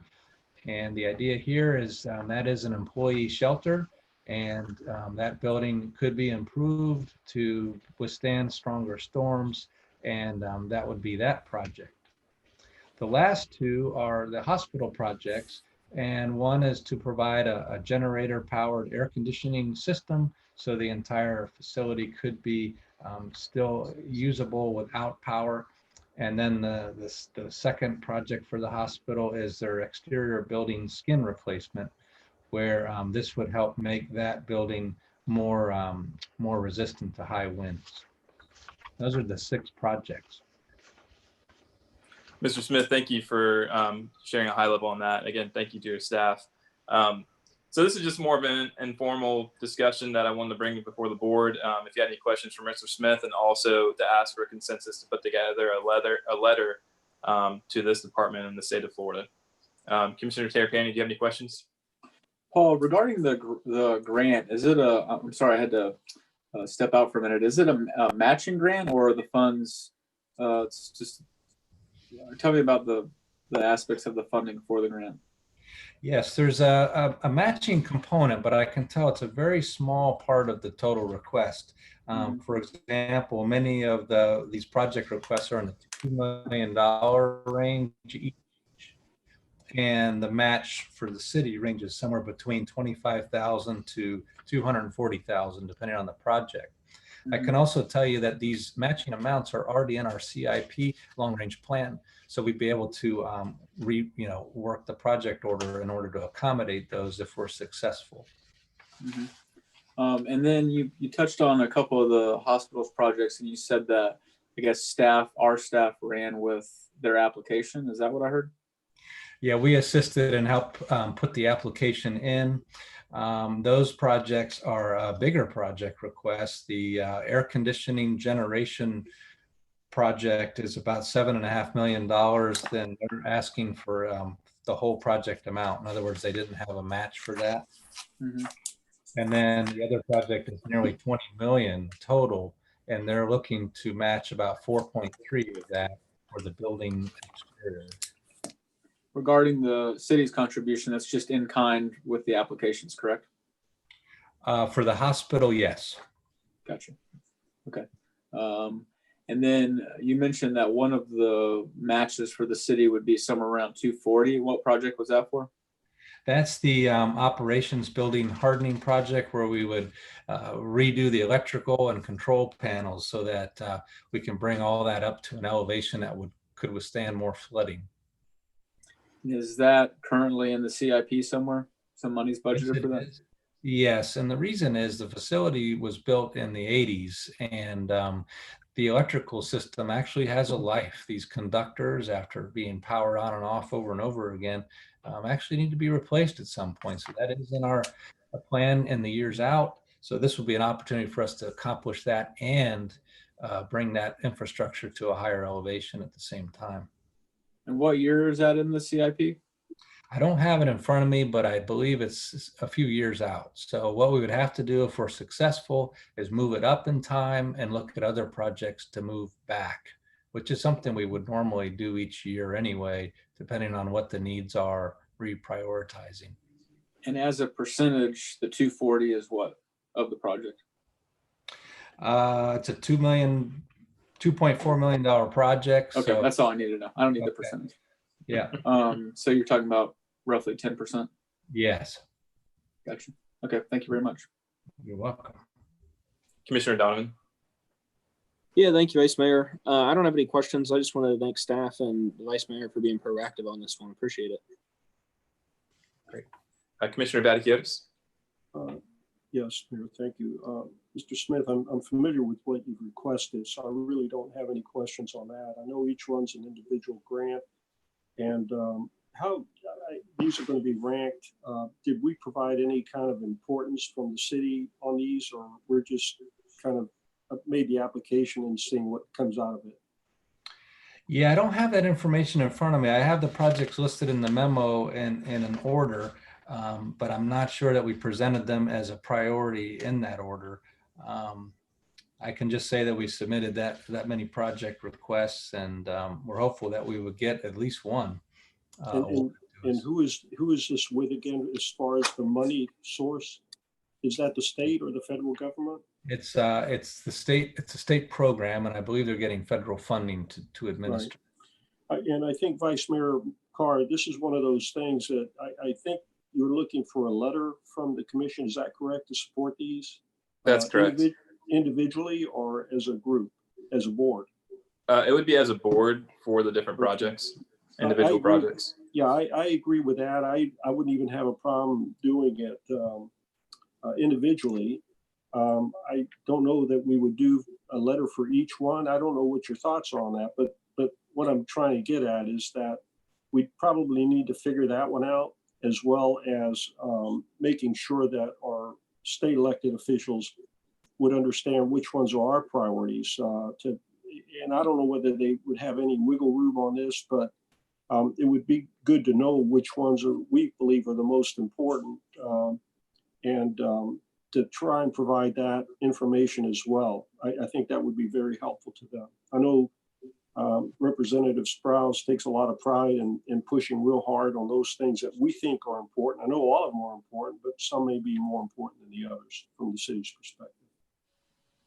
Sure. Okay. With that, I will meet with the city manager and Mr. Smith to discuss some type of priority list on what their end is. And then I'll have someone from the city staff draft a letter, or the city manager will, and either Irene or Trish will coordinate with everybody. Was there any other comments on that? I'd just say before I totally signed off on it, if it's right to speak, Vice Mayor, but before I totally signed off on it, I'd just like to know how we were prioritizing some of the projects. And also, let's say we were lucky enough to get the grant for hardening the facilities, right? And it was a $250,000 contribution from the city. I just would like to have a little bit of discussion around that, just so we don't get caught having to contribute that when we're not expecting it, right? So if that's in the CIP budget for 5 years down the road, and we draft this letter and we're successful and we get this grant, and now we got to come up with $250,000, it's something I'd like to have a little bit of a heads up on, especially going into the budget season. That's a great idea. Mr. Smith, just for clarification, these would be out of the either enterprise funds or water distribution funds, right? Yes, and I would also say I believe the reserves would be an eligible use for a project that has a good priority that comes sooner than we originally anticipated. And that would be through like a loan of some sort, and we repay it back when it comes back clear, or just reserves in general? No, I'm referring to the water and sewer reserves. Got it. Yes. Okay, thank you. I still would like to just know what our priorities list is before we sign the letter. Agreed. I agree with that. Agreed. I agree with that. Yeah. Okay. Let's see, Ms. Jacobs, is there any emails received for this item? None were received. Okay, Mr. Jump, this would be the time that the public would have to speak on this item number 7. Is there anyone raising their hand to speak? If anyone would like to speak, please raise your hand. And at this time, we do not have any raised hands. Okay, thank you. Next item is number 8, discussion for state appropriations. This one was also put on by myself for discussions. As we know, this last budget season, we applied for 2 different items with the help of Chris Sproles, Representative Sproles, and Representative Latbala. I can't say that. Latbala down in Clearwater. Both of them did not make it to be budgeted, or one was budgeted by the House, but then it was vetoed by the governor. I do find it important that the city put something together each year of either 2 to 3 items that is presented to our representative and asked to be put in the state budget. When I review the state budget each year, I'm always surprised at some of the items that get funded by the state, which things I would think that would be typically funded by a local municipality or a county government. So with that, the backup is, I believe it has the vaulting system down for the sponge docks for the flooding abatement. I floated a couple of other ideas to the city manager pertaining to, he said the second phase of MERS, which is there's 2 phases for the city project, isn't funded. And that's a connectivity between 2 state roads. So I think there's an opportunity to ask for funding there. And then there's also, obviously we're heading the budget season, and we could evaluate some other projects that we might find priority to ask the state for some help with. Obviously, if we have state funding, it advances the project, so we could do more projects sooner. And then we could also save some money from our local residents into the tax base potentially also. So again, this is just a discussion standpoint. Right now, we just want to make sure that we're directing staff, because Mark wants some type of consensus that we need to look at some projects, what projects we want to move forward with, requests from the state. Again, heading the budget season, this is just more of a discussion to talk about and think about what projects the city we would want to see together be presented to the state. So Commissioner Terrapini, do you have any comments on this item? Yeah, first of all, I think it's absolutely necessary for us to ask. If you don't ask, you don't get. And I do think that the budget season is assuming that the timing works out to have enough time to make the ask and it be processed. I think that it's a great time to evaluate what projects we'd like to potentially apply for. And obviously, I think that we should have a consensus in terms of that. So I am in favor of trying to select a handful of things to apply for. I think that the budget season or the early budget cycle is the appropriate time to do so, assuming that it coincides.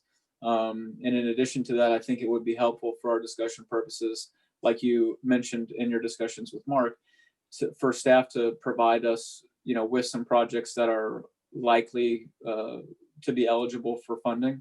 I think that if we have, some projects that staff proposes to us, at least that will help us, with our selection process. I don't think it will do us any good to talk about a project that, we'd like to get some funding for that basically has no eligibility, right? So if we can get a short list of projects that are likely to gain some funding for our discussion purposes during the budget season, I think that would be best.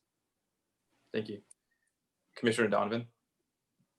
Yeah, thank you, Vice Mayor. I think this is a great idea. I think for me, what would be most helpful would be to see what some of the surrounding areas have had passed, in the past few years, so we can get more of a gauge of, okay, well, these are the type of projects that are working out and getting in the budget, certain price ranges, certain areas, just as points of reference as we move forward with this. I do agree with Commissioner Terrapany's idea to have staff present us with some different ideas of what they think may be eligible.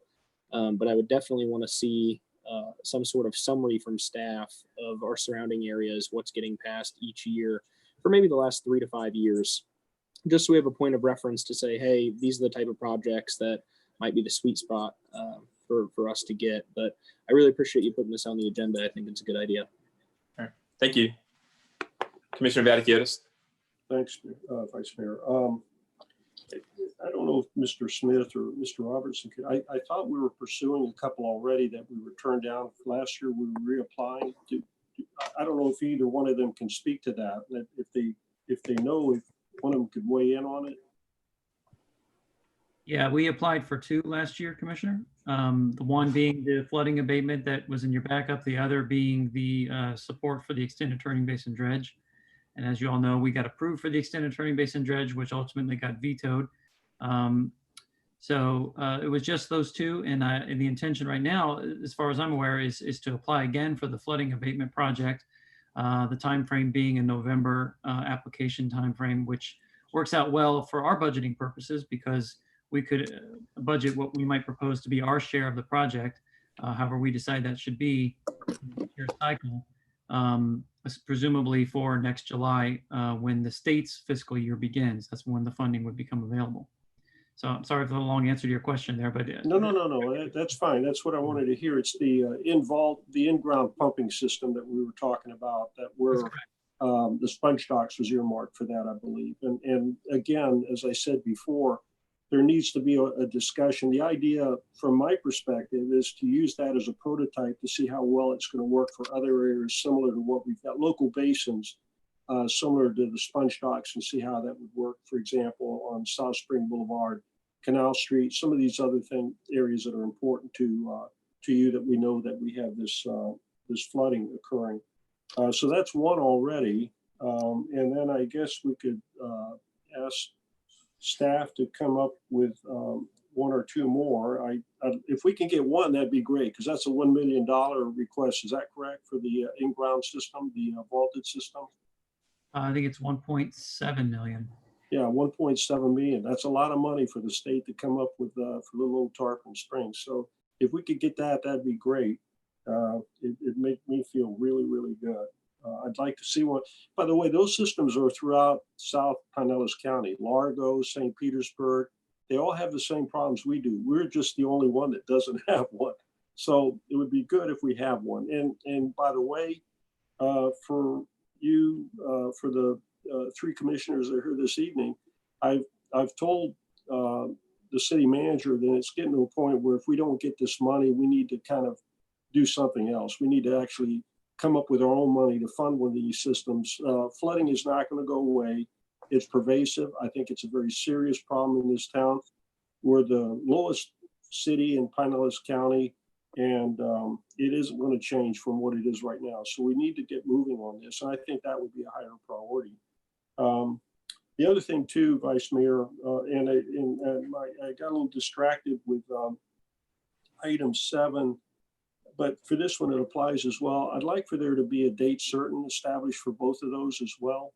In other words, we asked for the staff to come back. I think Commissioner Terrapany asked for a priority list of the projects that were on the critical facility hardening grant to come back to us. And then also in this particular matter, we're asking for the city staff to come up with a couple to bring back to us, which I know the in-ground system, the in-ground flood control system is going to be one of those.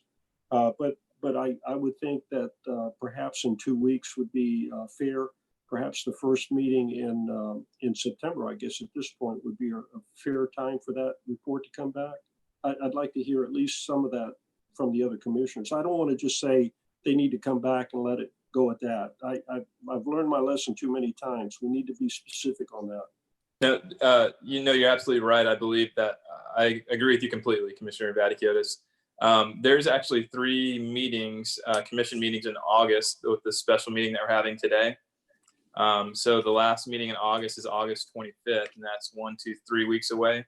I think we could put that in there as a time to get back. Mr. Smith, do you feel, or I'm sorry, Mr. Robinson or Mr. Smith, do you feel that would be any issues at all? I don't think so. Okay. Thanks.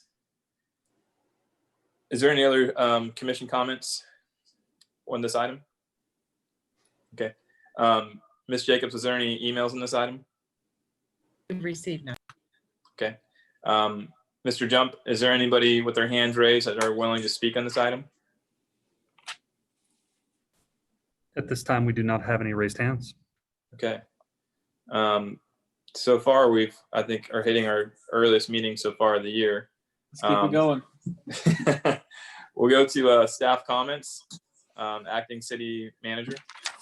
Well, thank Vice Mayor. I'd like to thank all the staff that participated tonight, especially Paul, who stayed through all the miscellaneous items, your questions. And I guess since I was your acting city manager, we finished at 8:45. Not bad.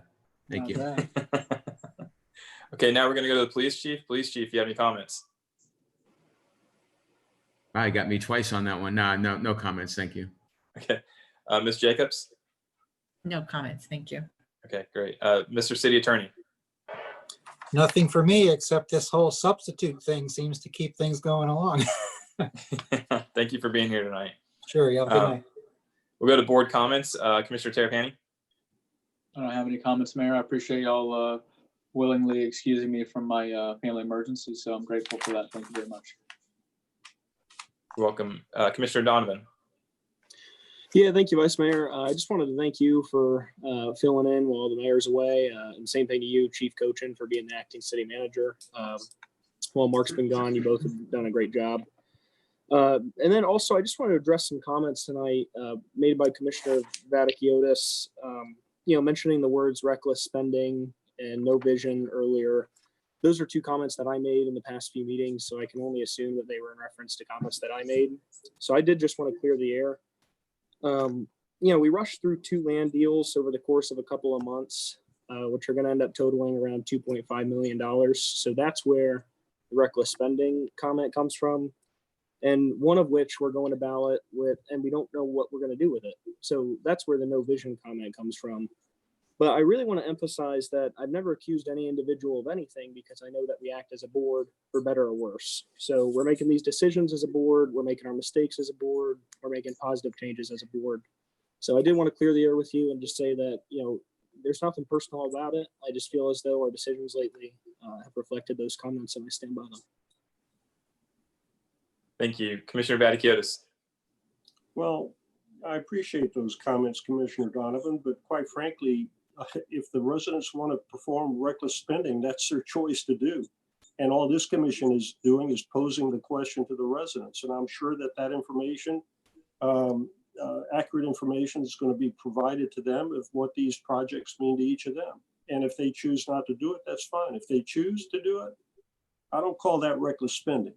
And as far as the planning and vision, if you recall, I brought up the idea of talking about that. We just haven't gotten around to that. And because of the timing on this referendum in November, I had to kind of change plans and move on to something else. So I'm very proud of being able to bring these projects forward and allow the residents to have a say, where in the past that has not been provided to them. And so I'm very glad. And the one message I have for this commission is I want to try and reduce the discussion and just try and get some things done. I appreciate everybody wanting to have their say in everything. But I think we need to be very specific to the staff. We need to provide them dates of when we want to hear things back. I don't want to keep talking about things every 5 months when it pops into the head of, well, we hadn't heard about that. So what is the status of that? And I'm going to be a little more conscientious of asking for those dates as we move ahead. And I want to be a little more rational as far as the approaches that we take. Unfortunately, we've got some fireworks going off down in Greektown here. So that's what those explosions that you might hear are. But and sometimes I'm very passionate in my approach to this, and I don't want any of you to take it personal, but I don't know how long I'm going to be on this commission. Certainly for 3 years, God willing, but I want to make sure I've got something to show for my time. Thank you. That's all I have, Vice Mayor. Thank you. As you know, we're all passionate individuals, all raised in Tarpon Springs. I'm glad to serve with all you all, and it's been an honor to chair the past boards. Looking forward to the mayor coming back and taking the reins next meeting. I just want to bring up one quick thing. The Turn the Tide email was sent to me today, and I believe our secretary sent it out to everybody else as well. They brought up some desire to apply for grants, federal grants for flooding sensitive areas. I did talk to the acting city manager today, and if you could, Chief Cochin, if you could just summarize a quick what you talked to me about, how the city needs to apply for these and not a third party on behalf of the city. And then we could potentially meet with Mr. Robertson and then Turn the Tide as well. Sure, Vice Mayor. We feel obviously any project that the city wants to do on city right away, we need to be the ones applying for the grant as a government entity.